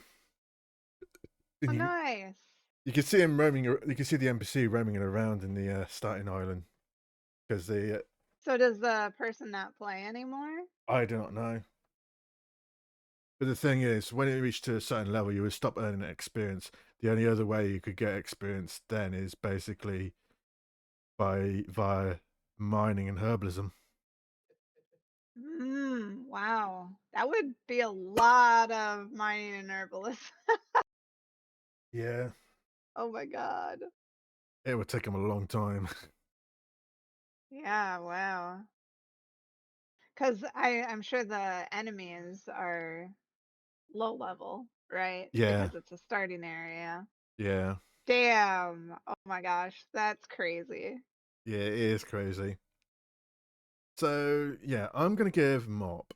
I'm gonna put it in the B tier in the middle because there was some good stuff There was some good content, and there's quite a few bad contents as well. But So what was the good content and what was the bad content? well, the thing I liked about it mainly is that it has an Asian aesthetics, Okay. and I do love. I'm a bit of an Asian culture buff, to be honest. We do love a bit of Asian culture stuff, like you and me. We love anime, which is Oh Japanese. yeah, anime is amazing. But I think the bad thing about it is like it was, to be honest, it felt like when I was going through the leveling campaign of the storyline in that expansion, I just felt bored when I reached to the second zone. But this expansion was better than Cataclysm?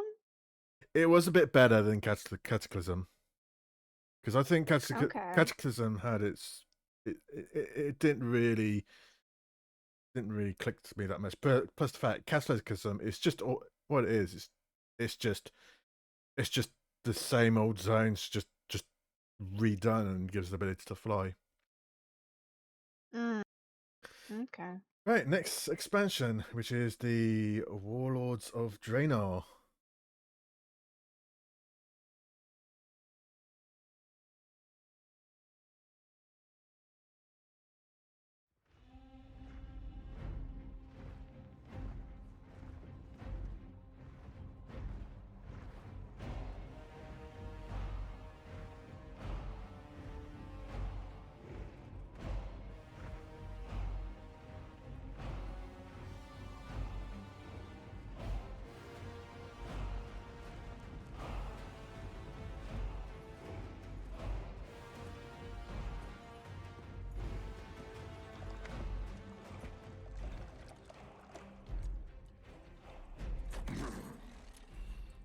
Drink, Hellscream.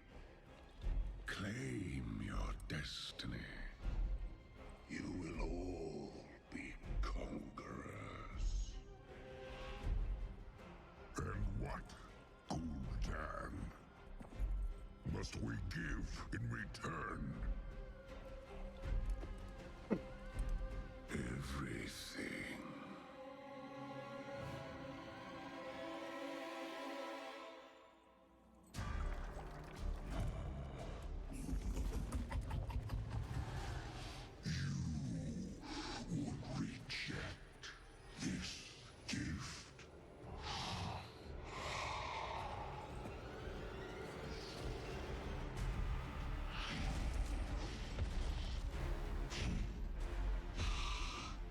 did you bring these mongrels here?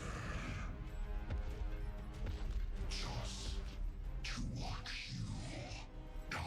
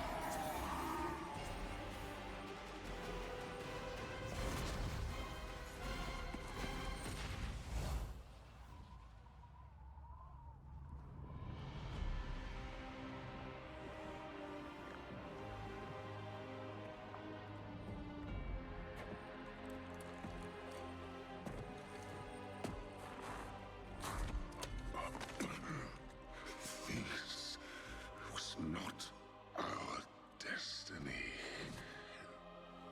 Times change.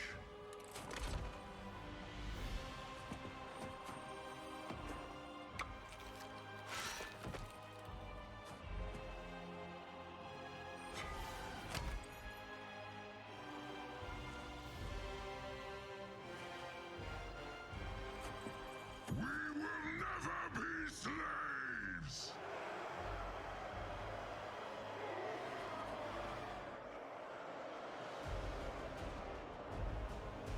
But we will be conquerors.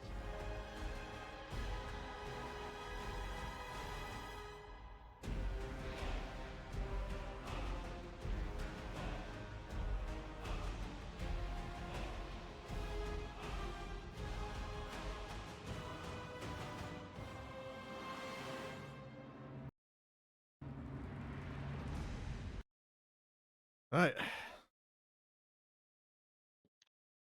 All right.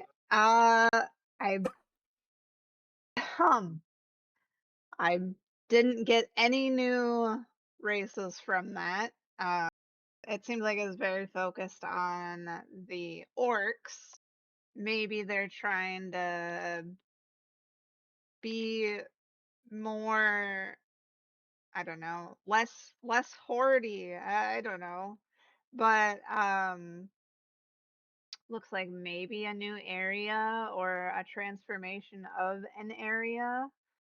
Um and yeah, I guess rejecting what what they've been doing. Maybe they were slaves or they were more evil before, but now they're thinking for themselves and becoming, I don't know, going around taking over cities or something. Yeah. I Right. didn't get any new classes or races from that though. There is no new races or classes at all with that expansion. Wow. But Okay. I like to point out, so it's a new zone. It's a zone called Draenor, and apparently it's basically Outlands, but in the past. It's before how basically. Well, the zones in Draenor is basically the Burning Crusade zones, but it's just set in the past, essentially. Okay. So there's a bit more there's some vibrant life in those zones. So are we like taking time travel into this new expansion or It's an alternate timeline, essentially. It's basically what's happened was at the end of Mop's era. In the Siege of Orgrimmar raid, we defeated Garrosh, but I think what happened is he found a way to go back in time to where his father was in Draenor, and basically created a new type of horde, essentially, in Draenor. S- This horde faction, it's not the horde faction that we know and love. It's known as the Iron Horde. mm. They have no affiliation with the horde itself because the horde is still the horde. So was this like a place that you had to get to through like a portal Yeah. then? Yeah. Like it's not part of the map at all? Yeah, you have to go through a portal. It's the same portal to go to the Outlands, apparently. Oh, okay. Interesting. So what happens in the storyline, the starting quest line, you have to go traverse few things first. And during that quest line, one of my favorite lines I like to sing is during this quest line. There's this one quest, right? It's giving you the objective to kill 100 enemies, and you're in this arena, and you're basically trapped. So basically, kill 100 enemies in this arena. Then once you complete the objectives, one of the bad guys, he says, "I only count 99 kills," and then this mage called Khadgar, which he is like basically in charge of the group, like the campaign, really. And he says, "I guess we owe you one then," knowing that you had to kill 100 enemies. Basically, he's owes him one kill. Okay. It And may, that's a good thing? it's just it's just a little of a like a little jokey pun they did during the Okay. quest line. Then basically after you've done that, depending on which faction you're with, you start because they're different. Start on the different zones depending on which faction you're with. You start access to this new feature to the game called the Garrison, which it was basically like a I say it's a bad gameplay mechanic, pretty much. What it was is just basically you're just upgrading your garrison, and you had to wait real life hours for your thing to be complete and all that. It was just stupid, in honesty. So it was like you set it up to do a thing and then did it by itself, and then you came back later and collected the rewards or whatever. Pretty much. Because there's like Mm. because in the hub area as well, there's like a squadron thing which you send those squadrons out to do missions, and they can either succeed or fail on their objective, it, and they can get rewarded experience. They get rewarded some experience for themselves, or rewards some like helps you get some supplies for the garrison, which is just a painful grind to get the garrison supplies. Oh, okay. Sounds not very fun. Yeah, it's one of those time gating things is so annoying. Mm. But Do they still have it, or did they like get rid of it, or? no, they still have it. It's because it's a thing that because there's some achievements that ties to the garrison anyway. So Okay, so it's something that you kind of just like do, like when you think about it, sort yeah, of thing. yeah, Ooh. yeah. What else in the expansion? That's it. That's the only big thing that is really. Like I said, it's set. It's basically Outlands, but it's set in the past. So All yeah, right. in my Sounds in my like not a good expansion then. yeah. So I'm gonna give it the lowest tier. because Okay. it was really bad. There's nothing good about it at all.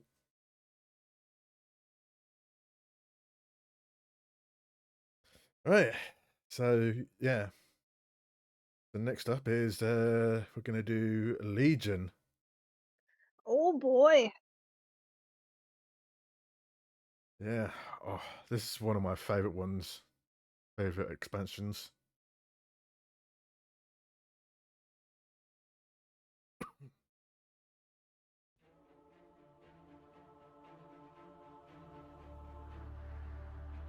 My son, a terrible darkness has returned to our world.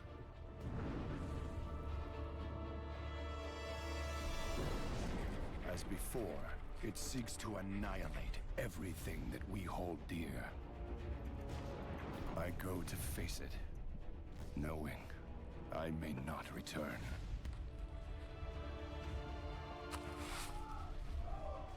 They're coming! They're coming back!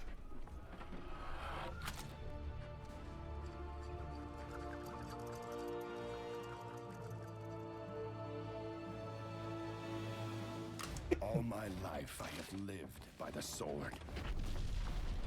I've seen kingdoms burn and watched brave heroes die in vain.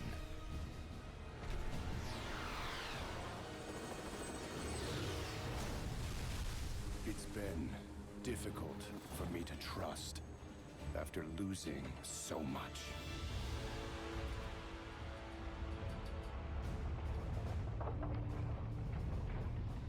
But from you, I have learned patience, tolerance, and faith.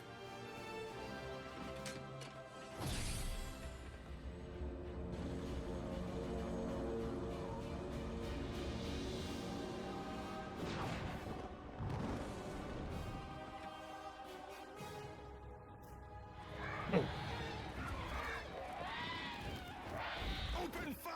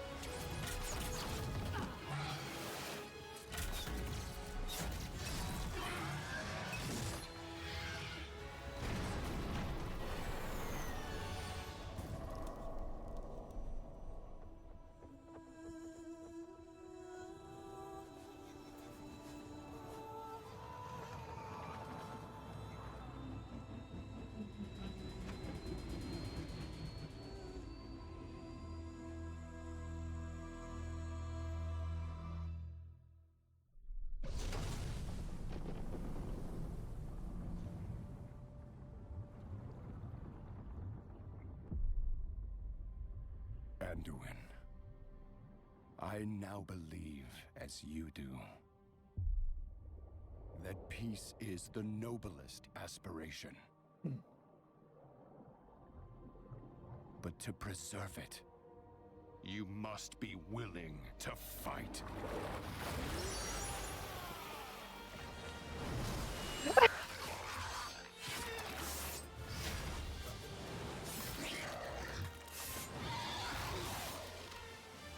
For Azeroth!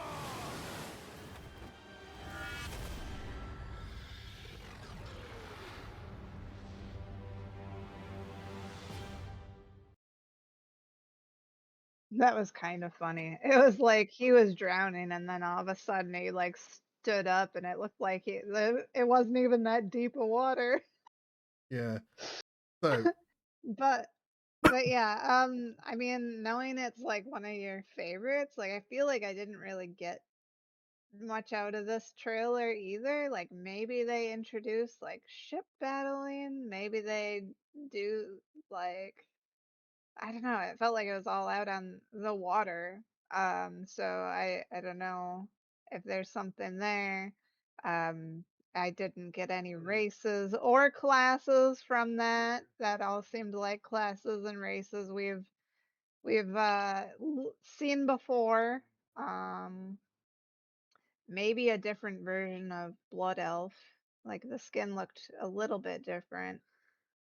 Um, but like I think that they used to be able to be customized like that anyway, so I'm not really sure. Um, maybe they let you customize the faces a little bit more. That human looked like maybe he had some scars that I don't think I've seen on the people before now. Mm. Um, probably a new raid, a new dungeon, new end game bosses. Was there another dragon in that mist, or No, there's just a big ol' portal? right. Do you want me to explain what Legion has in store? Yeah, yeah, go for it. Right. I like to point out first of all, Legion introduced a new playable class called the Demon Hunter class, which Oh, okay. I've seen your demon hunter character before. So this is just a new class, no new races. well, yes, sort of. They introduced a new type of races. They're called allied races, which you won't be able to play that race until you complete the quest chain to unlock them.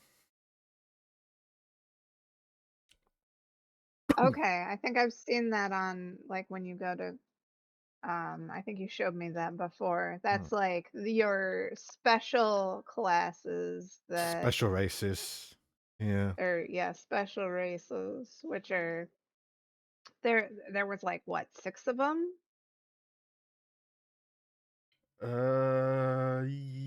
One for each race? Yeah, but there's like two. No, there's like one of them that you can have on either faction. So yeah, there's like 6 allied races per faction, but one of them's you can choose them to be a horde or alliance. Okay, sort of like the pandas. Yeah, but depending on where you select the customization, there for it, that's your side with that character when you create the character. So if you select the race that's on the horde, that character, that race on the horde side, you'll be with the horde. Oh, so it's more like how the Death Knights were. Pretty much.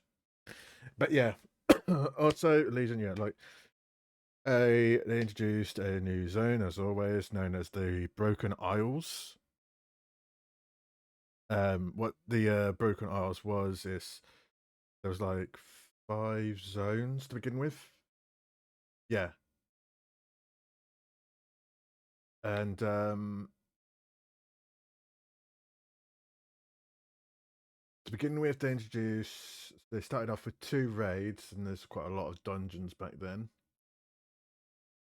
But the 2 raids, So were they all just out in the ocean? no, it's an actual island.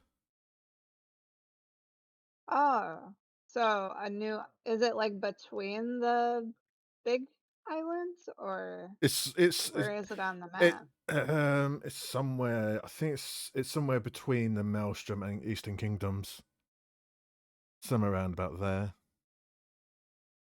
I can't remember on the top of my head. But yeah, so basically, Legion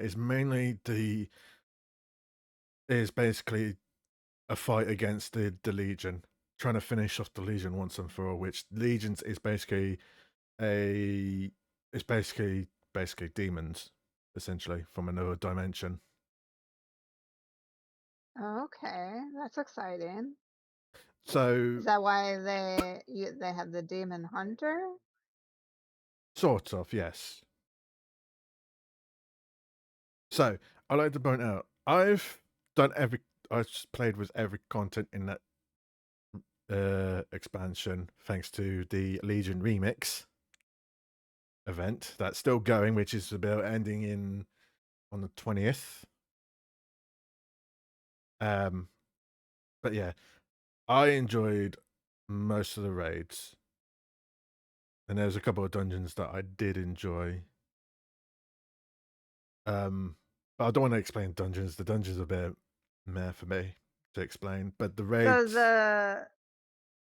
the dungeon remix event, is it something where they like because it's basically they Legion Remix it's basically you're reliving that content, but it's like you're becoming more. You can be super powerful, which you can basically be so able it's to just a way to like see the content sort of as it was sort of with sort of thing. yeah, sort of with some extra some extra like bonus rewards to do because it's. But anyway, so going back to Legion, the raids I enjoyed the most doing during Legion Remix. I would like to explain all these raids because these raids are really, really good. Starting off, the Trials of Valor, which is an okay raid. It's short. Yeah, it's kind of short, but it's enjoyable. And then there's the other raid was called the Emerald Nightmare, which it was so good. That's basically those two raids came out with when the expansion launched. Then after the next update, the next raid came out was the Nighthold, which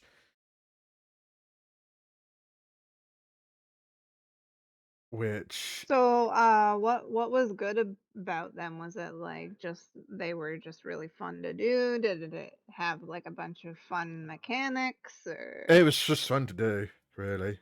But there's one boss fight in the Emerald Nightmare I just despise doing most of the time. Even soloing it is so annoying. But but the rest of it is just outweighs that bad fight. But yes, going back, like I said, the Nighthard raid was really good. What I love about it is like you traverse into this like palace that's in Soma, and then there's this one boss fight. Well, one of the boss fights in that raid is that she doesn't have a lot of health, but once you've drained her health down for the first time, she basically just turns back time, and you had to fight her again and repeat the process two more times, and then she's actually dead. But the final boss fight in that raid, you fight an orc called Gul'dan, which essentially is like the big bad from that expansion. But there's some more big bads later on. Also, I'd like to point out as well in Legion to start the campaign, the storyline, you go to the Broken Isles, and you had to do some objectives. After the end of this like little prologue story of the expansion, you head back to your capital. And what's happened was after you head back, the elf that you saw in the cinematic trailer, that was Sylvanas, which she is known as the Banshee Queen. And after like you go back from your your faction capital, Sylvanas becomes the war chief, and King Varen was the leader of the alliance. Basically, he sacrificed himself to let everyone escape. And what's happened is that now Anduin, which is King Varen's son, is now the King of Stormwind. If you get huh? what I'm saying.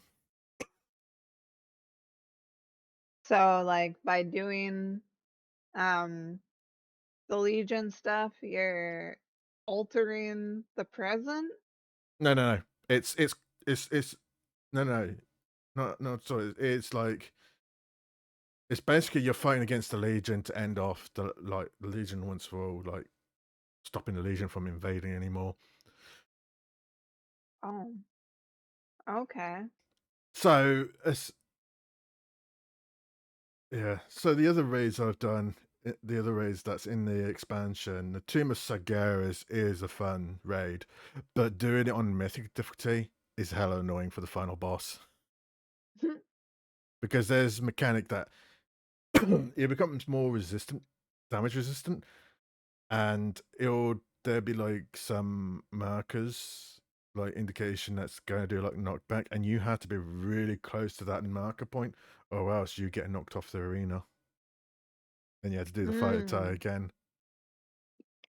That does that does sound annoying. Yeah, I bet it was annoying back then when it first came out. And then there's the final raid that came out. It's called the Burning Throne, which it's a good raid. I enjoyed it, but there was 2 boss fights that I hated. One of them is like was basically a tower defense boss fight, which was hell of annoying to do. I don't understand how the mechanic works in that fight, and I still don't know how until this day. And then there's So when they release an expansion and they put out new raids and stuff, do they get rid of old raids or do they kind of just have all of them available now? they have all of them. They just have them. They just leave them as is, you know. So Okay. so yeah, going back to this raid as well. Like the tower defense boss is one of the annoying bosses I hated doing. And the other boss I find was annoying. This boss, it's like on a bridge and all that. Once his health gets to a certain point, he goes across the bridge. However, he deploys traps on the bridge, and then there's like and then there's some wind on one of the sides of the bridge to try to knock you off the edge of the bridge. Yuck. How annoying is that? It sounds not very fun. Yeah, it was annoying. Hmm. But the rest of the raid is enjoyable. And you get a cutscene at the end for completing that raid. Oh, speaking of raids, actually, going back to about the Nighthold raid, after you've defeated Gul'dan, you encounter like a dark presence, a familiar character back in the Burning Crusade, and that person is called Illidan. Okay. He makes a return, but he's helping you. He's helping you stop the Legion, essentially. So he's not the bad anymore. I feel like I recognize that name, so Yeah, he's the big bad in the Burning Crusade. oh, okay. Oh. And he's helping you Yep. now?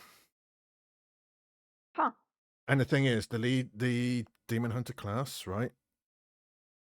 When you start the Demon Hunter class, the cutscene you get is basically a POV with Illidan, and he's taking you to another dimension to find this stone to help the war efforts, essentially. And that's the fact, Illidan knew he was going to be defeated,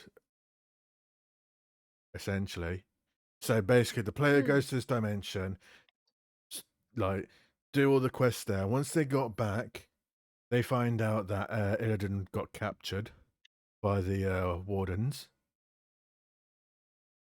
and and then basically you got captured, and you got to try and make an escape of the wardens' prison camp. Well, Okay. one of the wardens did help you. Well, tried to let you escape because apparently the Legion was trying to trying to capture Illidan's crystal because Illidan and the Illidan and the demon hunters was captured inside of crystal. Okay. So Legion, I'm gonna put it with, you know, I'm gonna put it in the A tier. It's good, but there's a small downside I hate about it. Is I forgot to mention this, is that they had in they reintroduced this feature from Warlords of Draenor, which was the squadron thing that I mentioned. But Okay. but the thing is, you have to use that system if you want to complete the class quest line, the class hall quest line, because doing the class hall quest line allows you to do gives you the ability to unlock some more cosmetic stuff for these artifact weapons. Okay. So, I think at the beginning we talked about like time time. Did we talk about time travel a little bit? Yeah, we did. Is this isn't the first? Wait, is it the first one that introduced like time travel? I know you talked about like a different, Well, the like first alternate reality. that's the Warlords of Draenor. It's the alternate reality, Okay. but But now time in travel. Legion they've got time travel too? No. It's just a war effort Oh. against the Legion, and also with with Legion as well. They introduced the ability to have a cross faction party, so the Horde and Alliance can fight alongside with each other in dungeons and raids. Oh, that's kind of cool. I like that. They had to do that because there's less people playing, so they didn't have enough to only separate it like that. Yeah, because after the Cataclysm release, the player count diminished. Oh yeah, it was that early after Cataclysm? Yeah. I mean, I think that's around the time where I stopped playing, so I guess that makes sense. Yeah. Right. So let's see what you ready to see the next expansion? All right, what do we got? We've got Battle for Azeroth.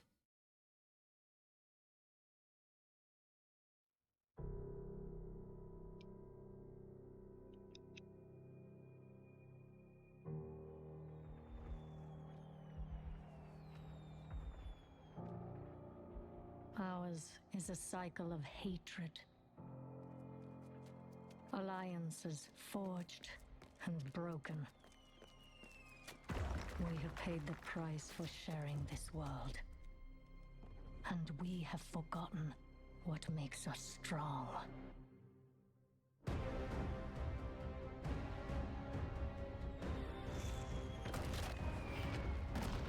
Close rank! Advance has won! Lordaeron will be ours! My king, we have her cornered.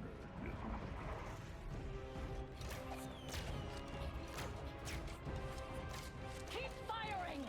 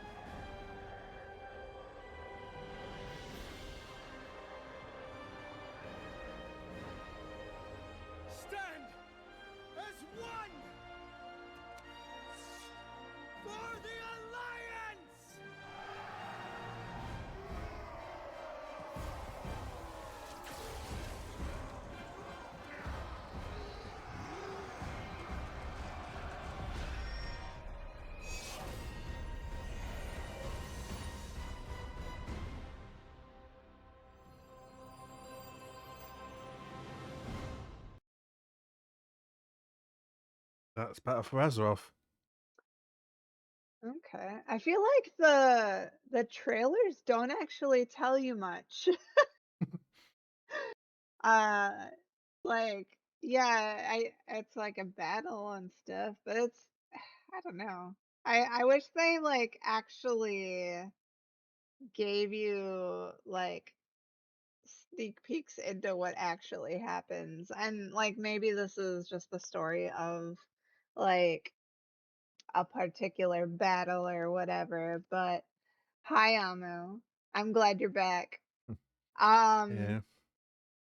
but yeah, so all I just got that they were like that Alliance versus Horde stuff, but that's like what it's been this entire time. So we had a blood elf leading on one side and we had a human on the other side, I guess. I like to point out the blood elf that you see actually is not really a blood elf. It's Sylvanas, the Banshee Queen, aka the War Chief. Because like Wait, I thought Sylvanas was a night elf though. no, she used to be a high elf, but Arthur's turned her into a banshee. Oh. But she was broken the chains of Arthur's control, so she has her own free will. And she like So how do you tell the difference between a high elf and a night elf? the colour of the skin. Oh, are the high elves? Wait, High elf skins is like pink, and night elf skins are like blue or purple. but wasn't the person in that clip, didn't it have like blue-ish purple skin? No, it's because she's the Banshee Queen, and she's well, basically she's like undeath as well. So her skin changed colors because she was a banshee. Yeah. Okay, so she's like an exception to the rule. Mm. Yeah, she was the leader of the undead race. Amu's correct. But she's like known. She was known as the Banshee Queen because of it. Okay. Because All right. I thought that the blood elves had like a pinkish skin, but her skin looks different, so that's why I've been calling her a night elf. Yeah. Also, the human character you saw, that's Anduin, the leader of the Alliance. I think I did hear that name come up. Yeah. So, Battle for Azeroth, the storyline is that during the end of Legion, an evil titan known as Sargeras plundered a sword down Azeroth, and it kind of revealed a rare mineral. And basically, the Horde and Alliance are fighting over it, and the mineral is called Azerite.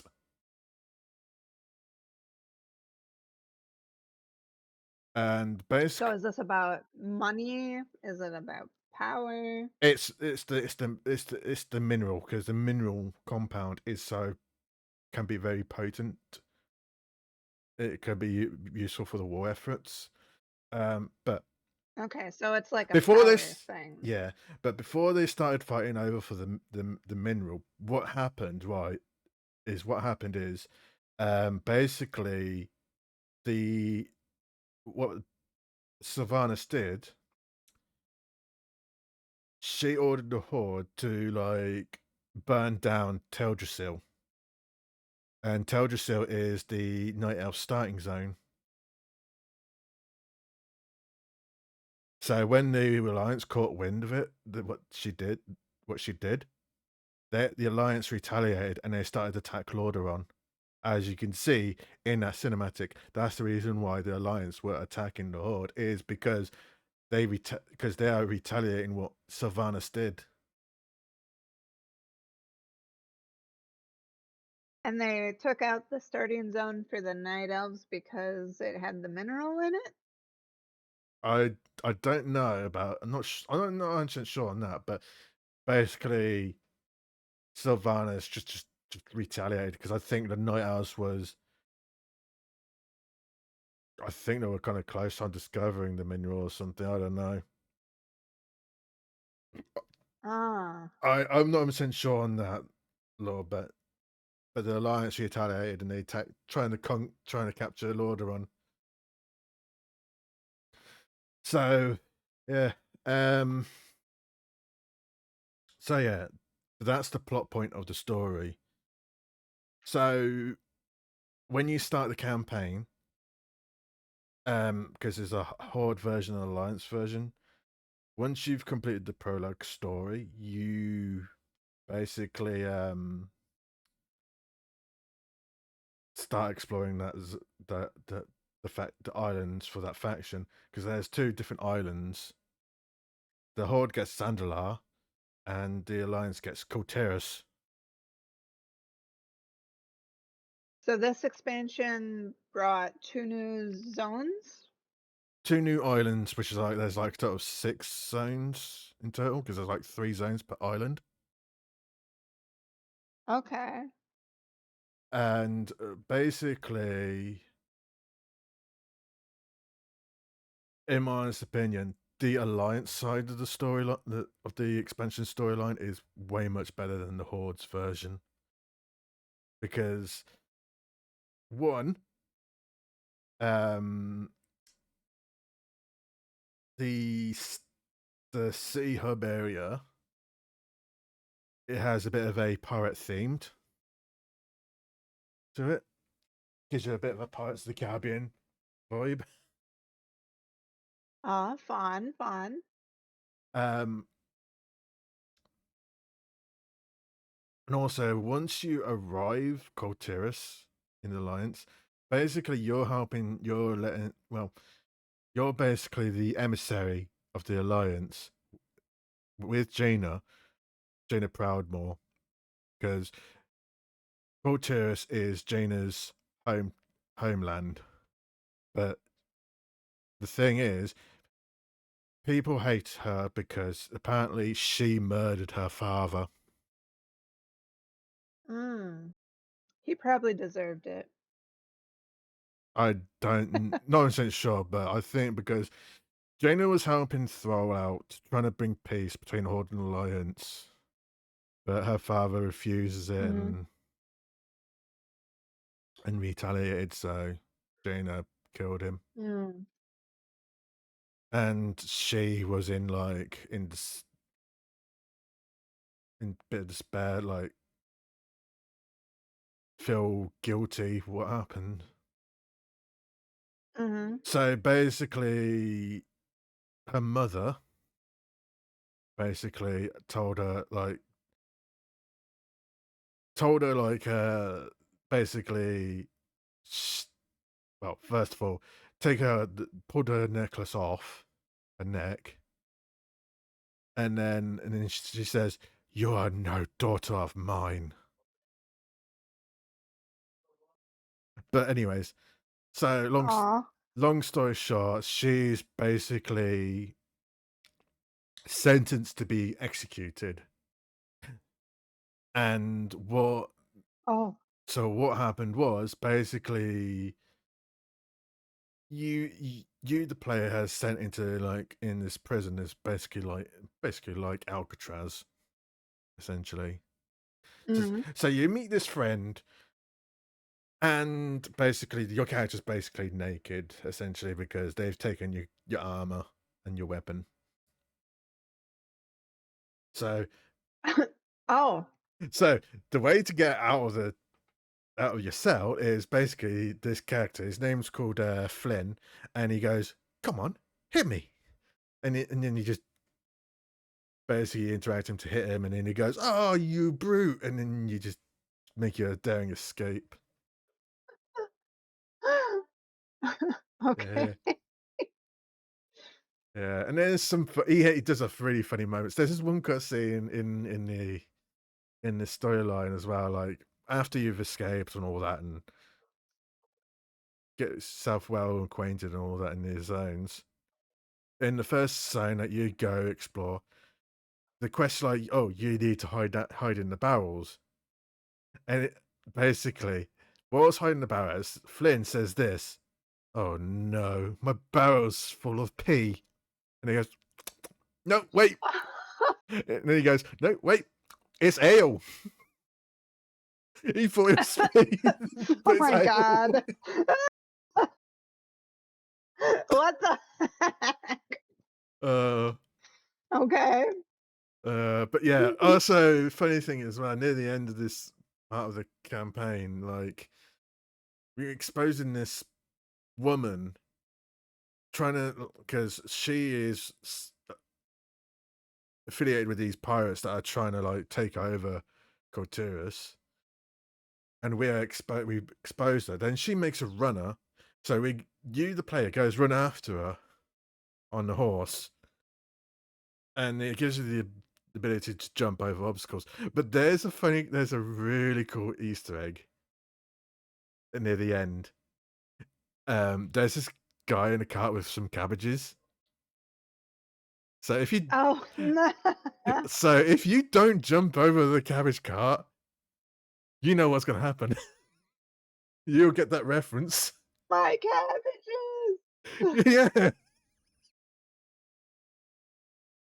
So yeah. That's funny. Yeah. That's a good Easter egg. Yeah. I say so too.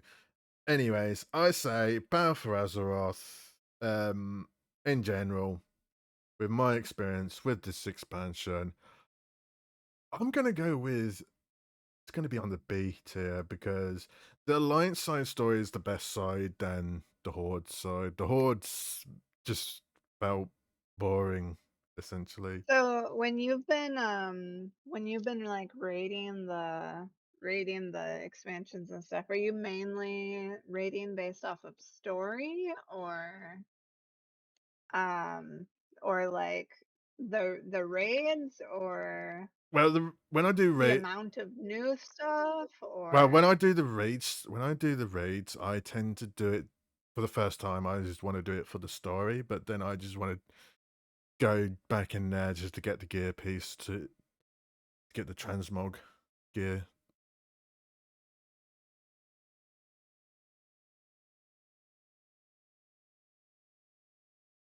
or you've only ever played Alliance? That's fair. I've only played Horde, Yeah, but but I did not play much of it. I say like both factions are basically the same. They have their ups and downs. Because yeah, the hordes are full of monsters, where alliances are more of like a like a human race. Well, more of a humanoid races.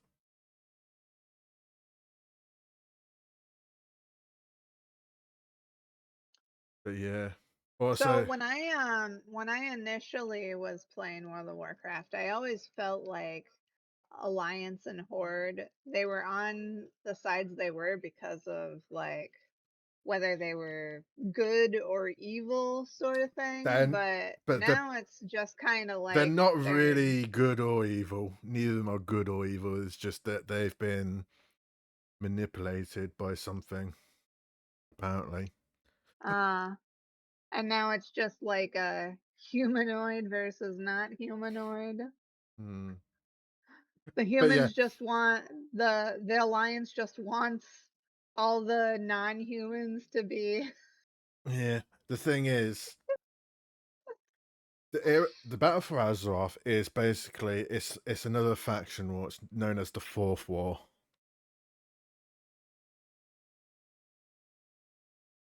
okay. So yeah. Anyways, on to the next expansion, which is called the Shadowlands.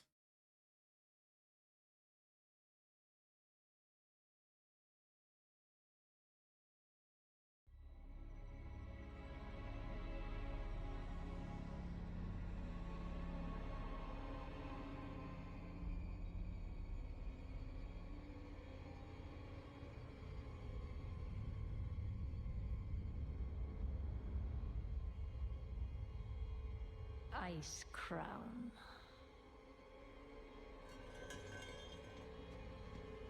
A monument to our suffering.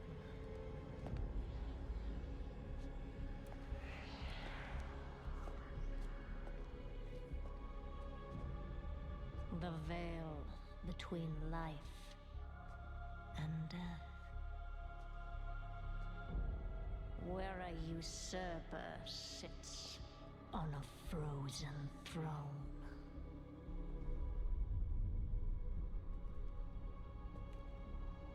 But no king rules forever.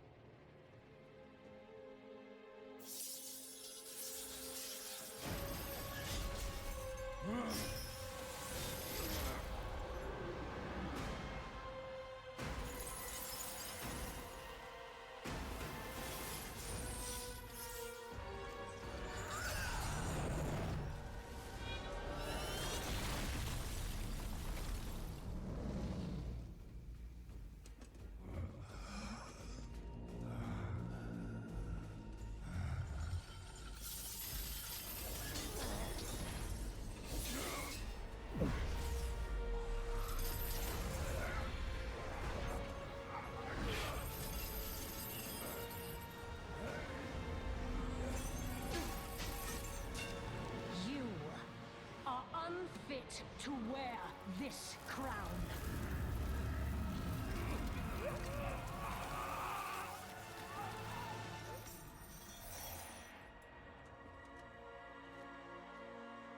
To wield so much power. That power will be your prison. This world is a prison.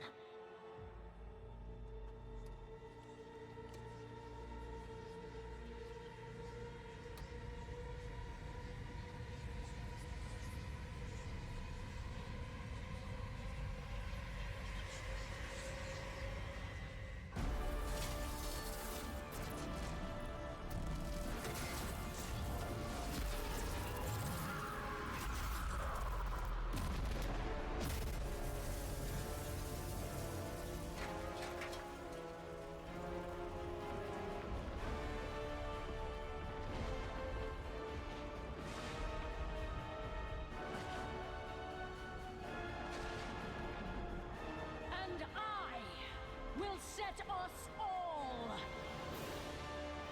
free.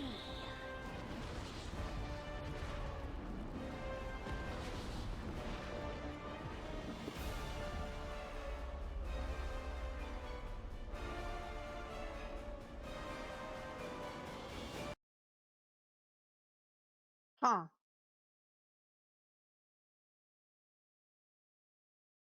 So I thought this was gonna be the Lich King's coming back and Sylvanas was gonna take him out and become the new Lich King, and instead she just destroyed the fabric of reality. Nice. Yeah, well, technically that's the portal to the Shadowlands, which I will explain what the Shadowlands is in a bit. So, what do you think the expansion storyline's about then? Well, I that was kind of what I thought about it. I think that it's about I don't know, ripping apart the fabric of reality. Is there a different being that Right. exists Okay. in The World story. of Warcraft that Right. oh, Okay. I like to say this. The storyline is this: that Sylvanas opened a portal to the Shadowlands, and basically she captured some of our allies into the Shadowlands and torturing them in the Maw. The Maw is basically the underworld, and what the Shadowlands is basically it's the world. It's basically the afterlife world, essentially, and it's our job to go rescue our allies. So we go, from the underworld. yeah, So so we, there's a land where everyone. Oh wait, the Shadowlands. Oh, that's where you go when you die. It's um that misty world, right? yeah. It's the afterlife. I always thought it was more like a purgatory. Yeah. So basically, there's like 5 different zones, and then there's like one social hub area. Which, to be honest, I just don't like the social hub area because it's called the social hub area is called the Oribos, which that's where the area where you go do your like your socializing things and all that. But the exploration zones that you explore around, some of them are good, some of them are bad, and some of them are like meh. So the first zone you explore is called Bastion, which it's basically like heaven, essentially. Uh, Okay. and then there's Maldraxxus, So which do you actually like die to get there, no, or like you can just go no, to heaven and hell now?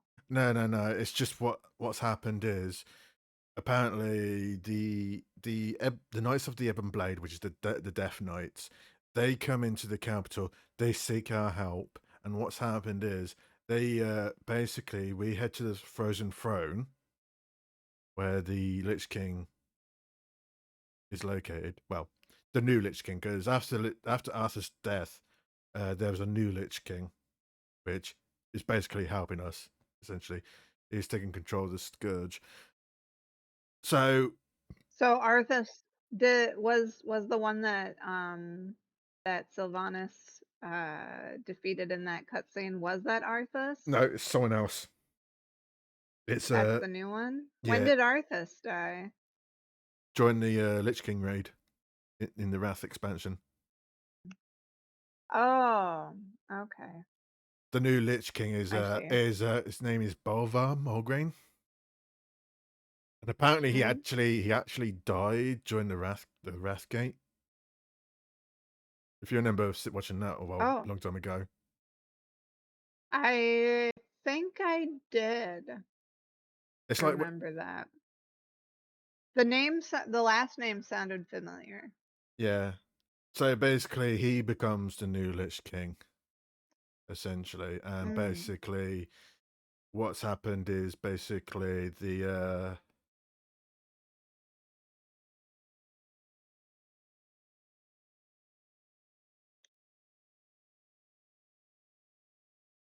was it?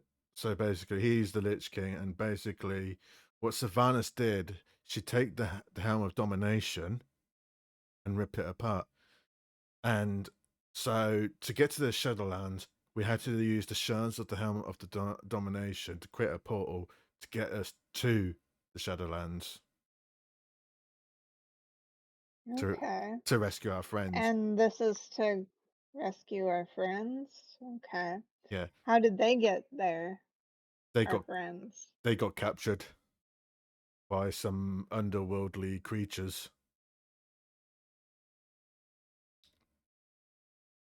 Are they so they're just kind of there for story? Yeah, to be honest, there for story. Basically, Do we even know who these friends are? yeah, one of them being Thrall, Anduin, Jaina, and Blaine. Blaine, Is them being put there kind of a recent event, or were they brought there like a while ago they got and we captured. just didn't know where they were? No, if you once you start the campaign, the prologue campaign, you get a cutscene of them seeing them getting captured by Okay. these underworldly creatures. So basically, it's our job to rescue them. Essentially, like I said, Gotcha. it's these zones are basically the afterlife. Like I said, Bastion is like a heavenly world. Then there's Maldraxxus, which is basically like, I don't know how to describe it because it's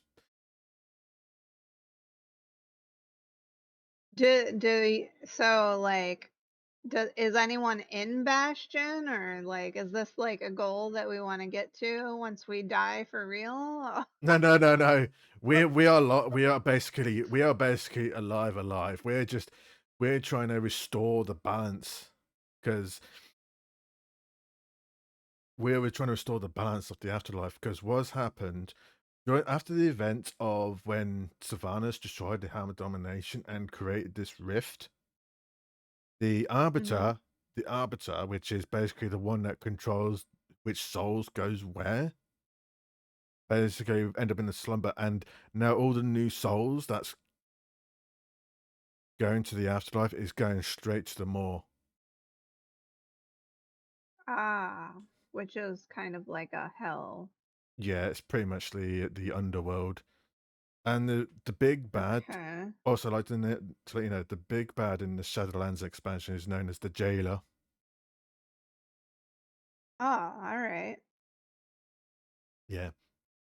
Huh. You would think Sylvanas would be the big bad, but she's not. She's Well, she's she just all she did was destroy the fabric of reality. She didn't do it maliciously.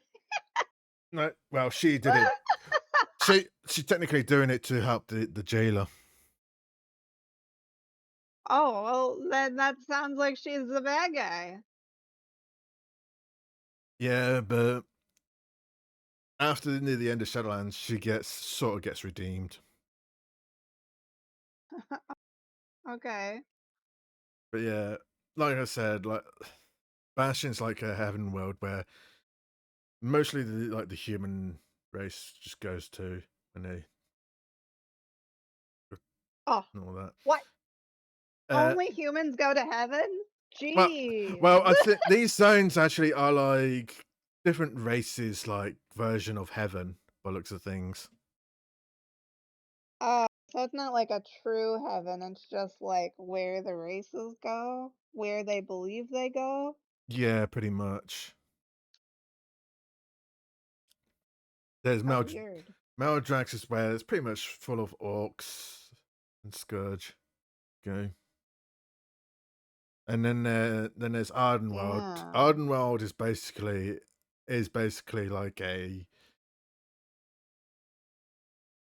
like the Emerald Dream, the afterlife version of the Emerald Dream.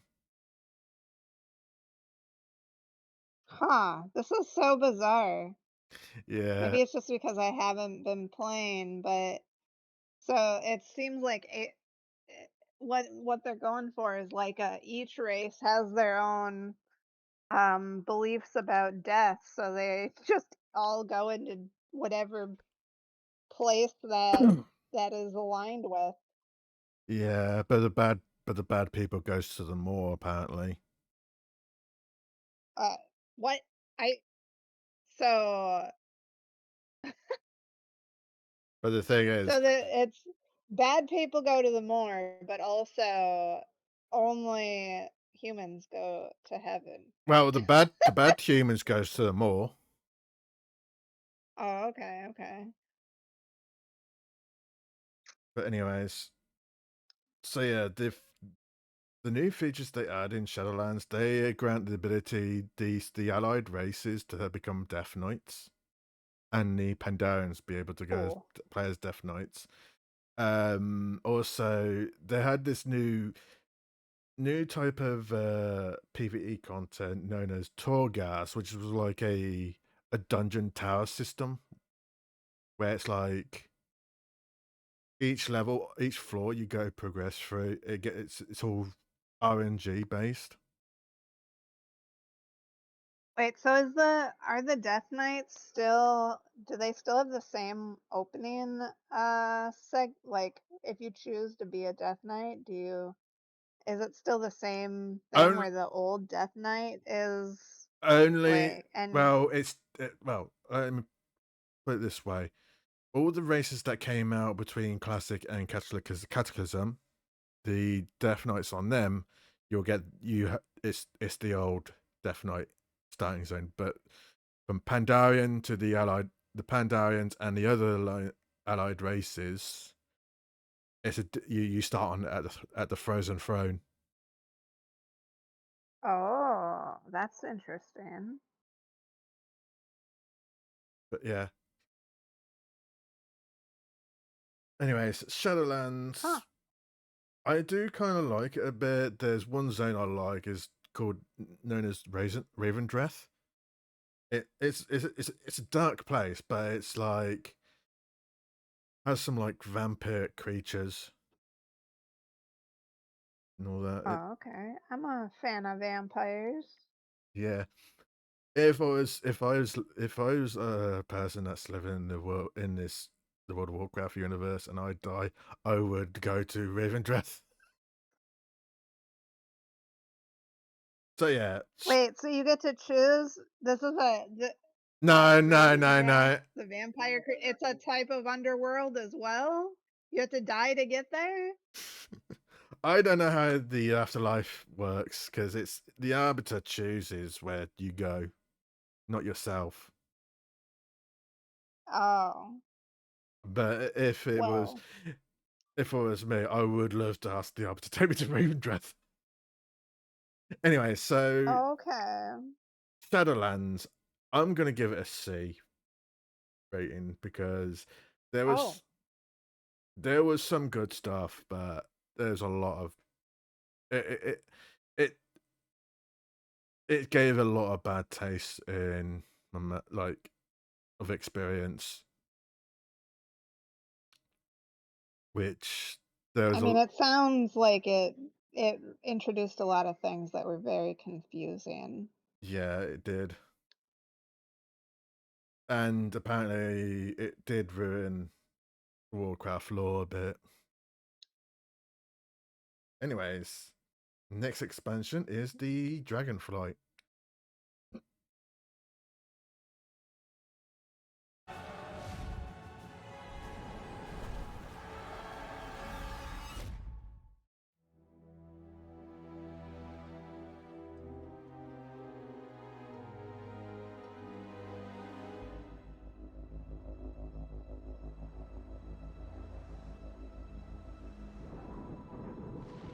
The world has been sundered. It cries out in pain. We must go to its aid. We entrust our ancestral home to you, the Watchers.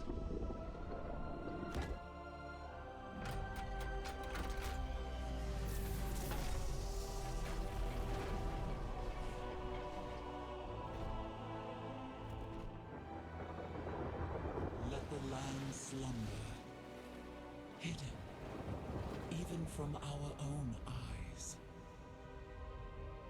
You will feel our return in the waking of the land. Then, you must light the beacon of Tearhold, lest the path home be lost to us forever.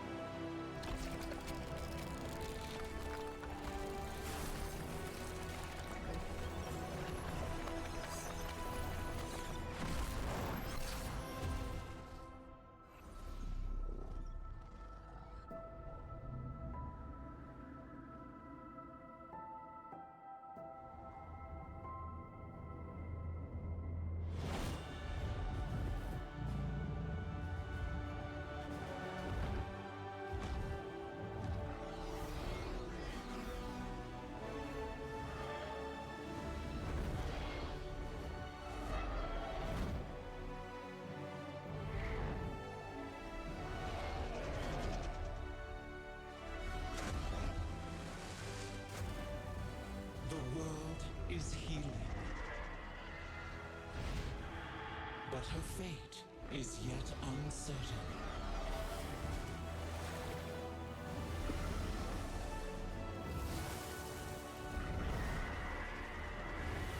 Together, we shall be Azeroth's protectors once again.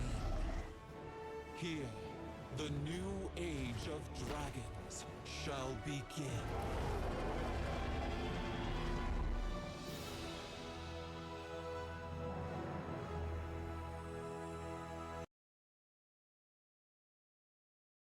Okay. Huh. So that, like, at the beginning, it gave me sort of like Atlantis vibes, except like instead of being located under the sea, it was just like an island somewhere in the Yeah. middle with like a thing in the middle of a volcano instead or something. Um, but I don't really know what's going on here. Looks like maybe we got a new area and it's this island. Yeah. Um and that like I don't know, do we have another complete map change maybe No, where like the world is now looking nicer after the last one? I tell you now, I can confirm it's another island to explore. Okay. So it's not like any map changes or anything like that. Okay, it's just just one new island, Yeah, one new and island. it's just one that was hidden behind some fog. Yep. But now that what occurred that made it reveal itself? Was it just I think it's the something. fabric of I think it's something to do with the. like once the underworld thing was restored, it just No, it's just opened up? the island was basically sleeping for 10,000 years and it's broken up, essentially. And besides, this expansion is your expansion, Steph. Let you know. I saw all the dragons. Yeah, do you get to play as a dragon? Did they release the dragon race? I know you said there was a Yep. dragon race now. Yeah. This expansion introduced a new playable race known as the Drakthir. And they Oh, and okay. and they also added a new class that's exclusive to the Drakthir race. And the class is called the Evoker. I Okay, I didn't remember what it was. And that one is like kind of magic-y based, right? Yeah, it's mostly magic based. Well, flame magic. Well, fire Okay. I breath mean, magic. if I were to come back to World of Warcraft for whatever reason, not that I would, this is the race I would definitely play as, being like a dragon myself, you know. Yeah. Yeah. Also, yeah, they introduced the Drakthir race, the Evoker class. The island is called the Dragon Isles. Nice. It just keeps getting better. Yeah. And basically the main enemies in this expansion is known as the Primalists. Mm-hmm. Which basically they're trying to like bring back some evil dragons to trying to reclaim their lands to remove the Titan stain. Uh-oh. What? Well, we don't want evil dragons taking over. That sounds awful. I know, right? Also, this expansion also introduced sky riding. Oh, is that that flight thing that you were showing me where when you're on a mount, you can do like speed flying? Yeah, yeah, it does speed. You're doing that. That looks fun. It is fun. But the issue is like you have to like trying to keep the momentum. Mm-hmm. But yeah, and also Dragonflight is set 5 years after the events of Shadowlands. Oh. Yeah. So Do basically, we know like how many years have passed since the original World of Warcraft Classic? I have Like no, how I have I feel no, like that's the first time you've been like, "Oh, it's this many years yeah, past." I have no clue. I have no clue. Anyways, Dragonflight. Okay. I say honestly, it was a good expansion. Uh, I'm gonna go for it's gonna go in the middle. Ah, man, I was gonna go S just for the fact you can play as a dragon. Actually, you know what? To make it fair, how about A?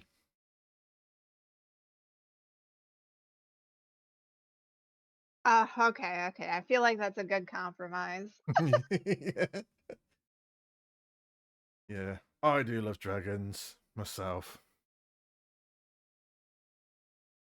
Anyways, on to the last two expansions now. Well, there's three, All right. but the last one here is called The Last Titan. It doesn't. One of them's not out yet. Yeah, there's no info about it yet. Anyways, so next expansion, The War Within, which is the current expansion. We're zooming now. Mm-hmm.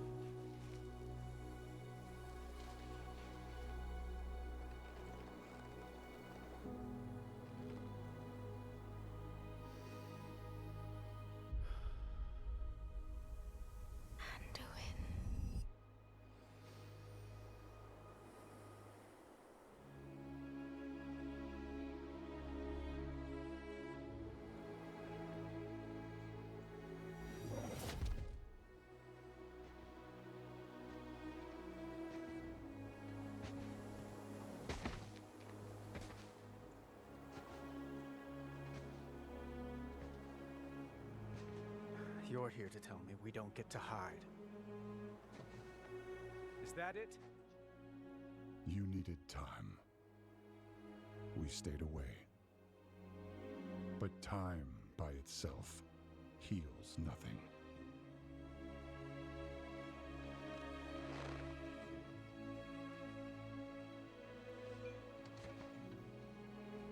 You didn't just come here for me.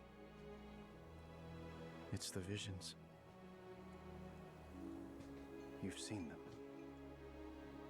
I suspect many have lately.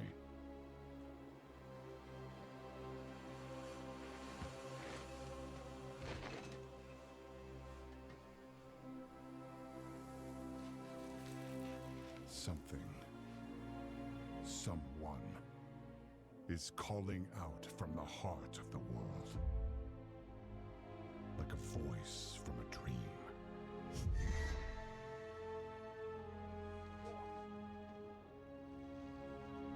Something dark is coming, Anduin. The world needs your light again. My son.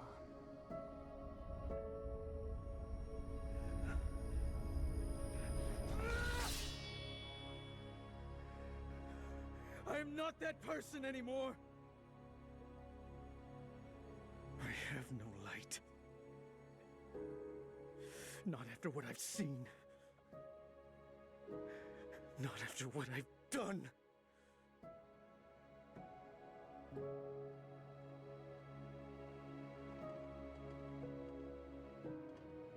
You are not your past, Anduin.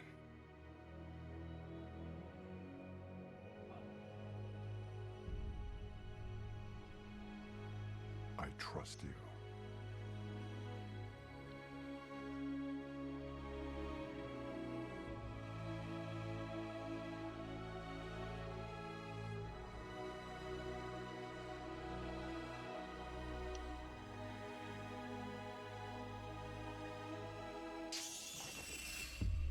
Hear me.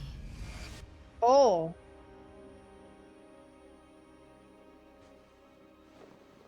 They're getting worse.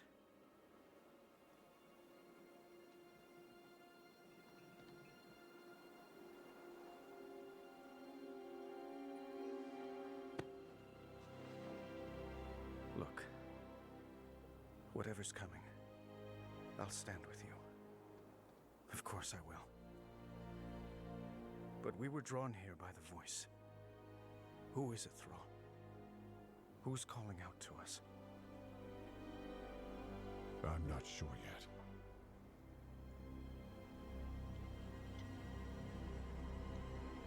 But that sword was aimed at someone.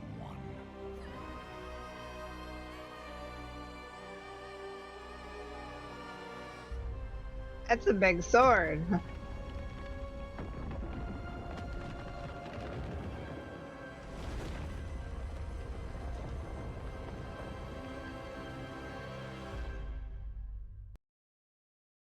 I say, what sword? It's a meme. It's a meme because Blizzard kind of forgot about that sword for quite some time. Oh yeah. Yeah. Okay, I get it. Damn, that sword was massive. Yeah.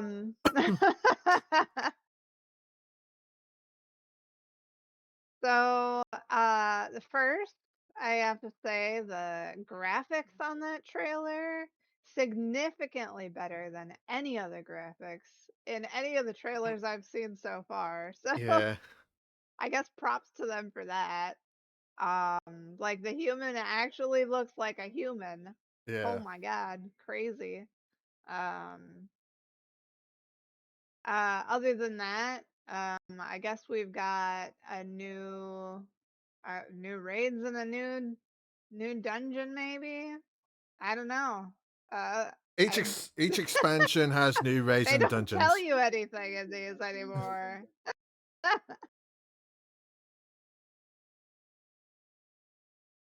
Right. Yeah, we got new story. That's it. Yeah. All right. I'm going to say this.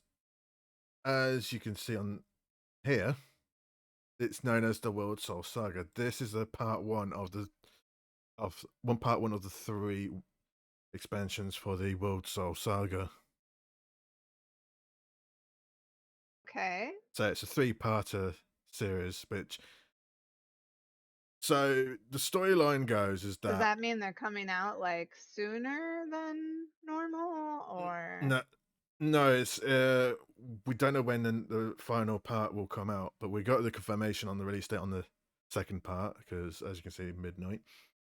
So the storyline is that people around the world is getting some vivid visions,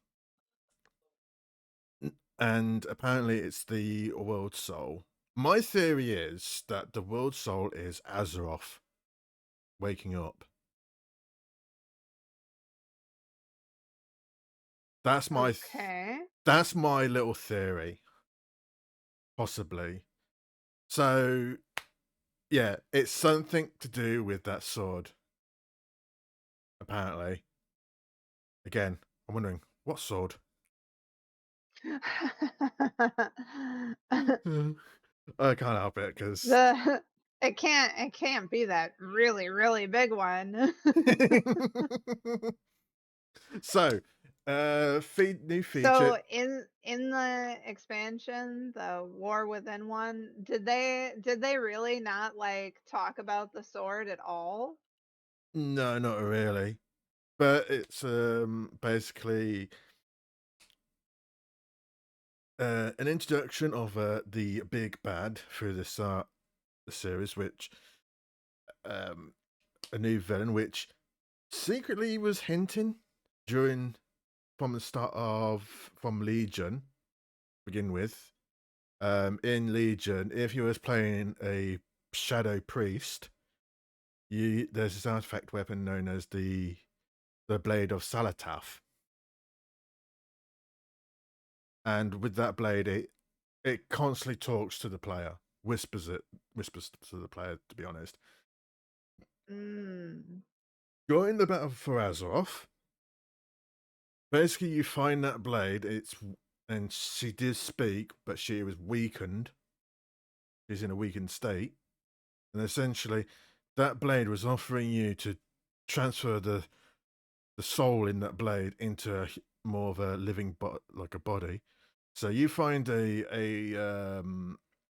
the player basically finds a corpse of a night elf corpse, which she transferred that soul into that corpse body, essentially. And then all of a sudden, she makes a deal with the old gods and ran away, pretty much. Never heard from her again until War Within. Basically, Xalatath is basically toying with a high elf named Illyria. And basically, that's pretty much the gist of it, of the story. So can you not play as the Shadow Priest anymore from You can, Legion? you can still play as a Shadow Priest. You can the Shadow Priest. When I mean Shadow Priest, the Shadow is the priest spec tree for DPS. Oh, okay. But it just doesn't whisper to you anymore, the sword? Uh, if you have the weapon equipped, it will still whisper to you. Okay, I see. But there's no point on equipping the weapon because it's, well, starters, the eye level is 10. 8. Yeah, so features in War Within they introduced in the into this expansion, which first of all, delves. It's just like a solo dungeon content, which is fun, enjoyable. Okay. Is this the one where you like go and collect resources? No. You basically go into these delves and you just get loot, pretty much. Like it's like a dungeon. Oh, okay. It's like a dungeon, but it's for solo players, really. Mm. But you do have a companion traveling with you, but which people hate the companion on this expansion because it's the companion's character's name is called Brand Bronzebeard. Oh, that's a card in in Battlegrounds. It lets you actually no, it's a hero, but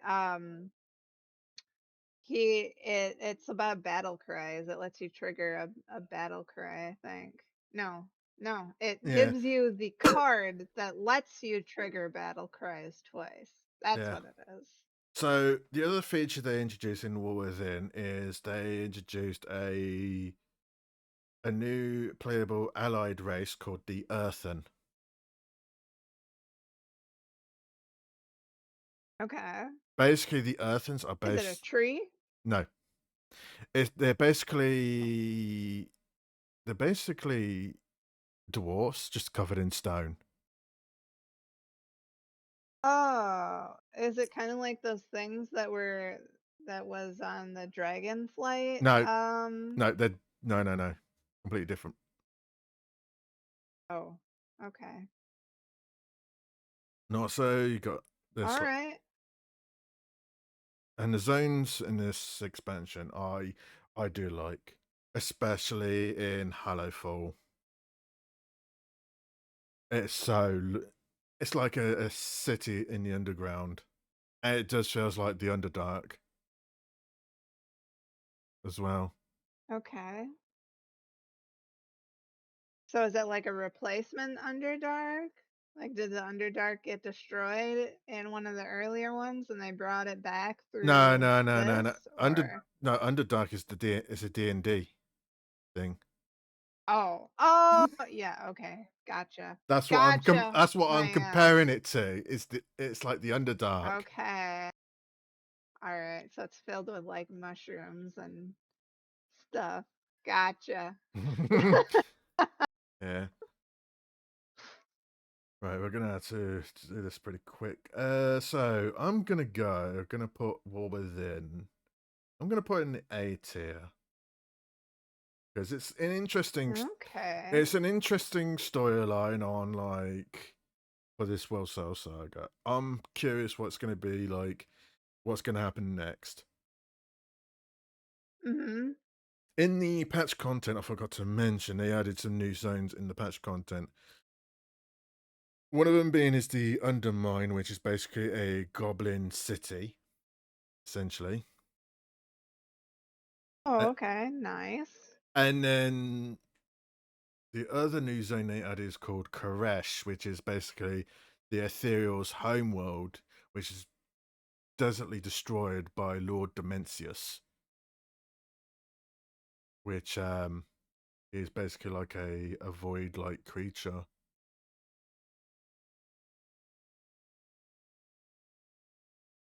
All right. Right, next cinematic. And then we got one trailer left, right? Yep. So is this expansion, the Midnight one, is it released already, or is It's- it to be coming out soon? It's coming out soon, later this year. The pre. Okay. I like to say the pre-patch, the pre-expansion patch is coming out on the 21st of January, but the expansion won't come. Oh. But the expansion won't officially be released until I think it's the 3rd of March or the 2nd of March. Okay. So kind of soon. Yeah. Right, let's start this up. The light guides my steps and illuminates my path. The light flows through me, and by its grace am I made one with all that is sacred. The light guides my steps and illuminates my path. The light flows through me, and by its grace am I made one with all that is sacred. The light guides... Liadrin, it has begun.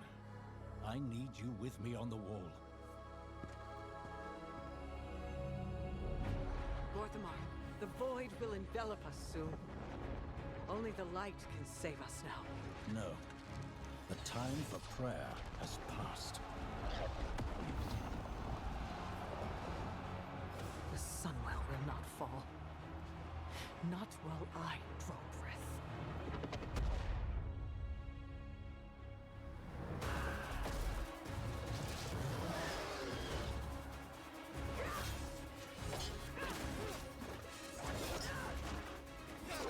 Little elves. I can see you grow weary. How much longer can you hold out? Flee and save yourselves. Liadrin, don't. Light be with you. You see? She understands it's hopeless. Soon, you all will. The light guides my steps and illuminates my path. The light flows through me, and by its grace am I made one with all that is sacred. The light guides my steps and illuminates my path. The light flows through...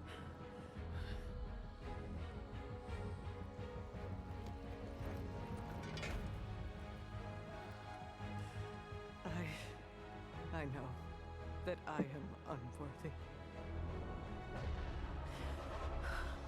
I don't know if I deserve your help, but I know my people do. Please give them strength. I admire your spirit, but that will not save you. Soon, I will break your world. You can't even break one elf.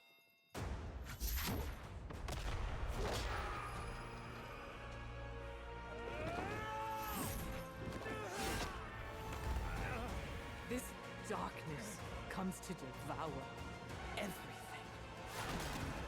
And when it is finished, there will be no more light. Without your aid, we will perish. I beg you, help us.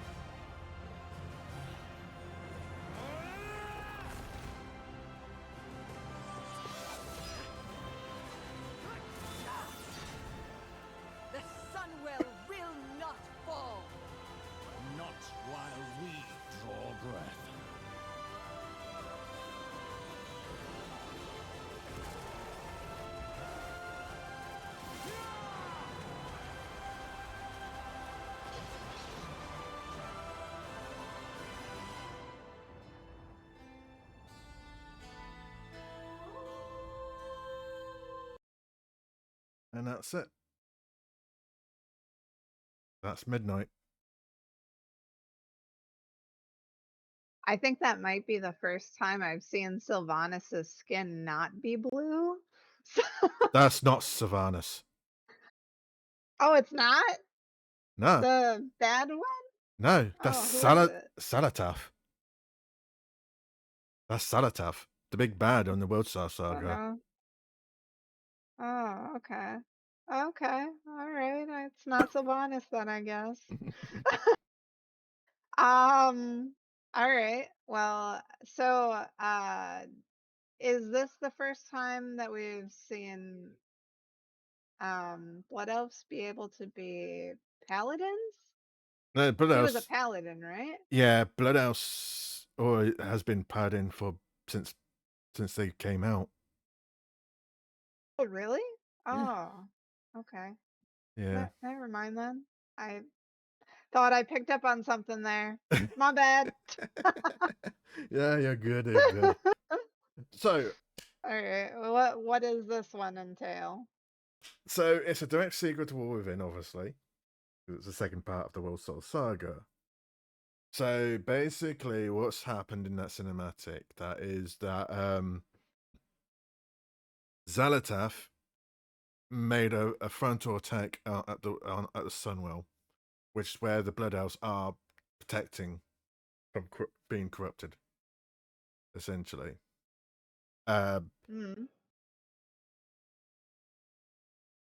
And basically, Xal'atath's using void creatures trying to reach the Sunwell. But it's us and it's us for our job to try to prevent Xal'atath to reach to the Sunwell. So, since this is the next expansion, I haven't had any much experience in expansion. I have played the Midnight Beta, but I haven't really touched anything that's story related. So, because I want to get spoiled the story until its official release. But Okay. there's like some new zones that's coming out with the expansion, and basically, since its location north of Silvermoon, well, at the Sunwell, the Silvermoon City has been changed dramatically.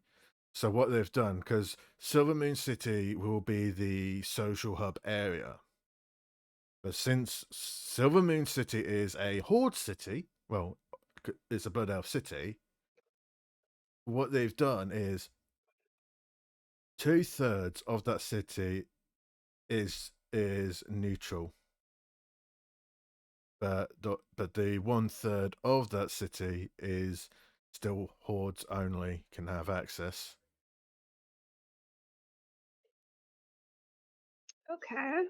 So technically, the Horde Interesting. the Hordes still have whole access to the city, but the Alliance has like 2/3 of it. Ah, all right. But the Alliance do have access to stuff that stuff that's the Hordes have access in their own area. The Horde exclusive area. It's just, but yeah. So with this new city as well, we'll be able to fly towards Silvermoon City. Essentially, however, I like to point out there is an instance portal to the old Silvermoon City if you want to have access to the. And this is the starting area of the Blood Elves? Yeah, it's technically the starting area for the Blood Elves. It's just that the new Silvermoon City, because the Eversong Forest is basically changed dramatically, because what they've done is basically the Scar, which is where the Scourge was leading towards the Sunwell during the Third War, gone. They've cleansed it. The Ghostlands, which is the second zone, gone. Oh. Okay. But you can still have access to the old zones because between the Eastern Plaguelands and the Eversong Forest, there's an instance pool that you can go access to if you want to go to the old Silvermoon City. All right. Well, that seems like a pretty big thing that they've been doing. Yeah, that's one of the new zones. Well, changes. The new zone they added is Zolaman, which is home of the Amani trolls. And the Amani trolls are they have so much hatred with the Blood Elves. Oh. So is this a new class or a new race you can play as? No. It's a troll faction. Because the new allied race will be available. I think it's coming out available a couple of weeks after the midnight release. Is the Haranir, which are basically they look like a combination between a troll and an elf. But they live in but they live near I think they live somewhere near the World Soul. But anyways. Okay.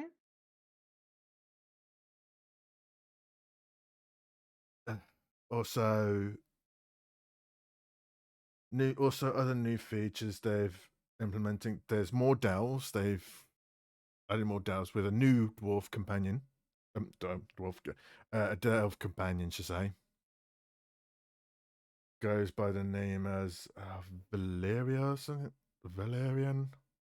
She's a blood elf. She's a blood elf assassin. You said the last one was one that most people didn't like, so the fact that they're releasing a new one is probably pretty good. Yeah. Also a new feature called the prey system, which is basically like more like a bounty hunt, which basically we're hunting down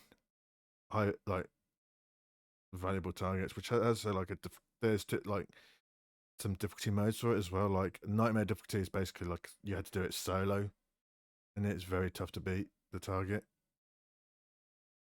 But you do get prey, Prey. Yep. Gotcha. And also another feature which is already in the game right now is the housing.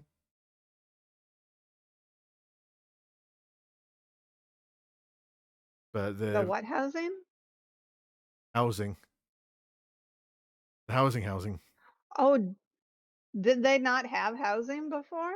No, they recently added it in the recent big update. It's just my goodness. You have to buy plots of land?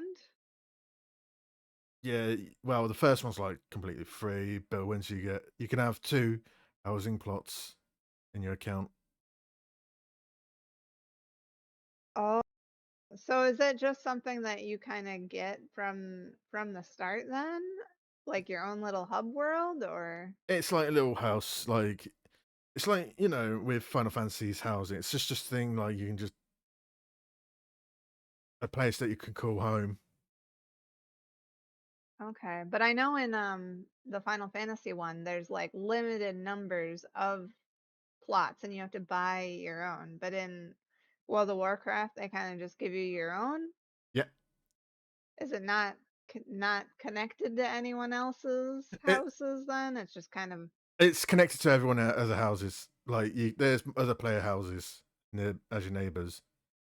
There's 2 types. Oh. There's 3 types of neighborhoods. You got a public neighborhood, a private neighborhood, and a guild neighborhood. Guild neighborhoods for the guild. Private neighborhoods is for like just for private stuff, for private players, and public neighborhood is just for anyone. Okay. When you are Go ahead. Yeah, so essentially once you've got yourself a plot, once you purchase the plot and you decide to want to move, it's free, completely free. When I mean you can have 2 houses on your account, you can have one for your hordes and one for your alliance characters. Okay, I see. and then you're able to just access your house from any of your characters on your account. Yeah. So if you want to use your Horde character on Okay, your I Alliance see. house, you can do that. Huh. Okay, that's kind of silly. hmm Well, I think what's going to Are happen. you able to like walk to your neighbors' houses? Yeah, you can have a look around your neighbor houses and that, here and there. Also, there was like a little when the housing update launched, there was a little bug that people can make houses float, and Blizzard saw that, and they said, "Oh, we're gonna keep it because there's a lot of creativity that people could do with floating houses." Okay, that's pretty cool. It wasn't really intended to do. It wasn't really intended to like give like people can uh make their houses float, but they did it anyways. But yeah, but yeah, if you want to own a housing plot, you must own the Midnight expansion.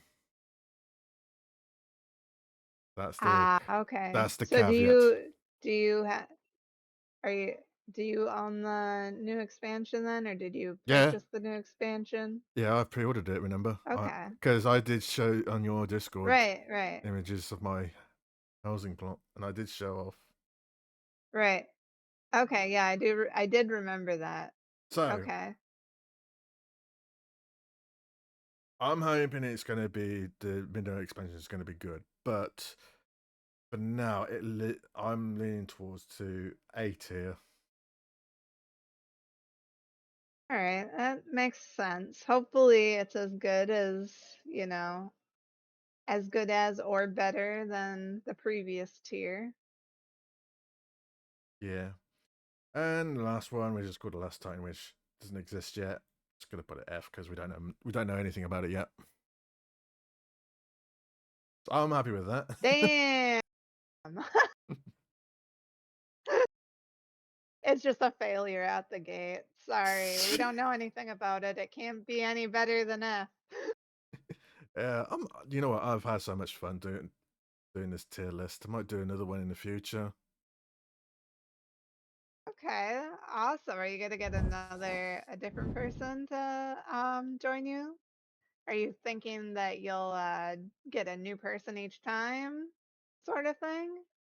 For this just chatting stream, possibly, maybe. But if you're more than Yeah, welcome, I thought if you want to be joining another one again, you're more than welcome to.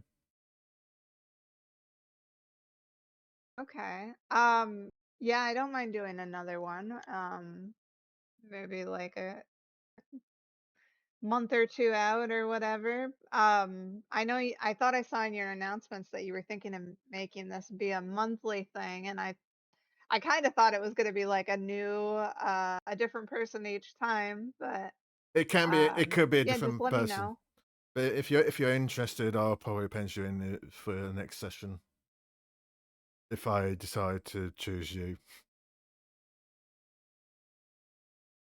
Anyways. Yeah, just let me know. Yeah, I'll let you know. It's probably going to be beginning of each month. I'm going to do this anyways. But Okay. I don't know when. What's your do you have a schedule for like when you're going to be streaming next, or was this kind of like a one-off and you're taking a break now? I know you used to stream Well, like I'm 3 gonna. times a week. Yeah. I'm streaming this this is the only thing I'm gonna be streaming this week. But next week I'm gonna be doing some more streams. So next week probably gonna be doing some more World of Warcraft. Probably just doing some random grinding or something like that. Okay, sounds fun. Yeah. I'm actually like getting notifications for like people I actually want to like see stream now instead of how it used to be. So I'll try and be here Yeah. Well, for some of it. Right, let's find someone to raid then, shall we? Who is live right now?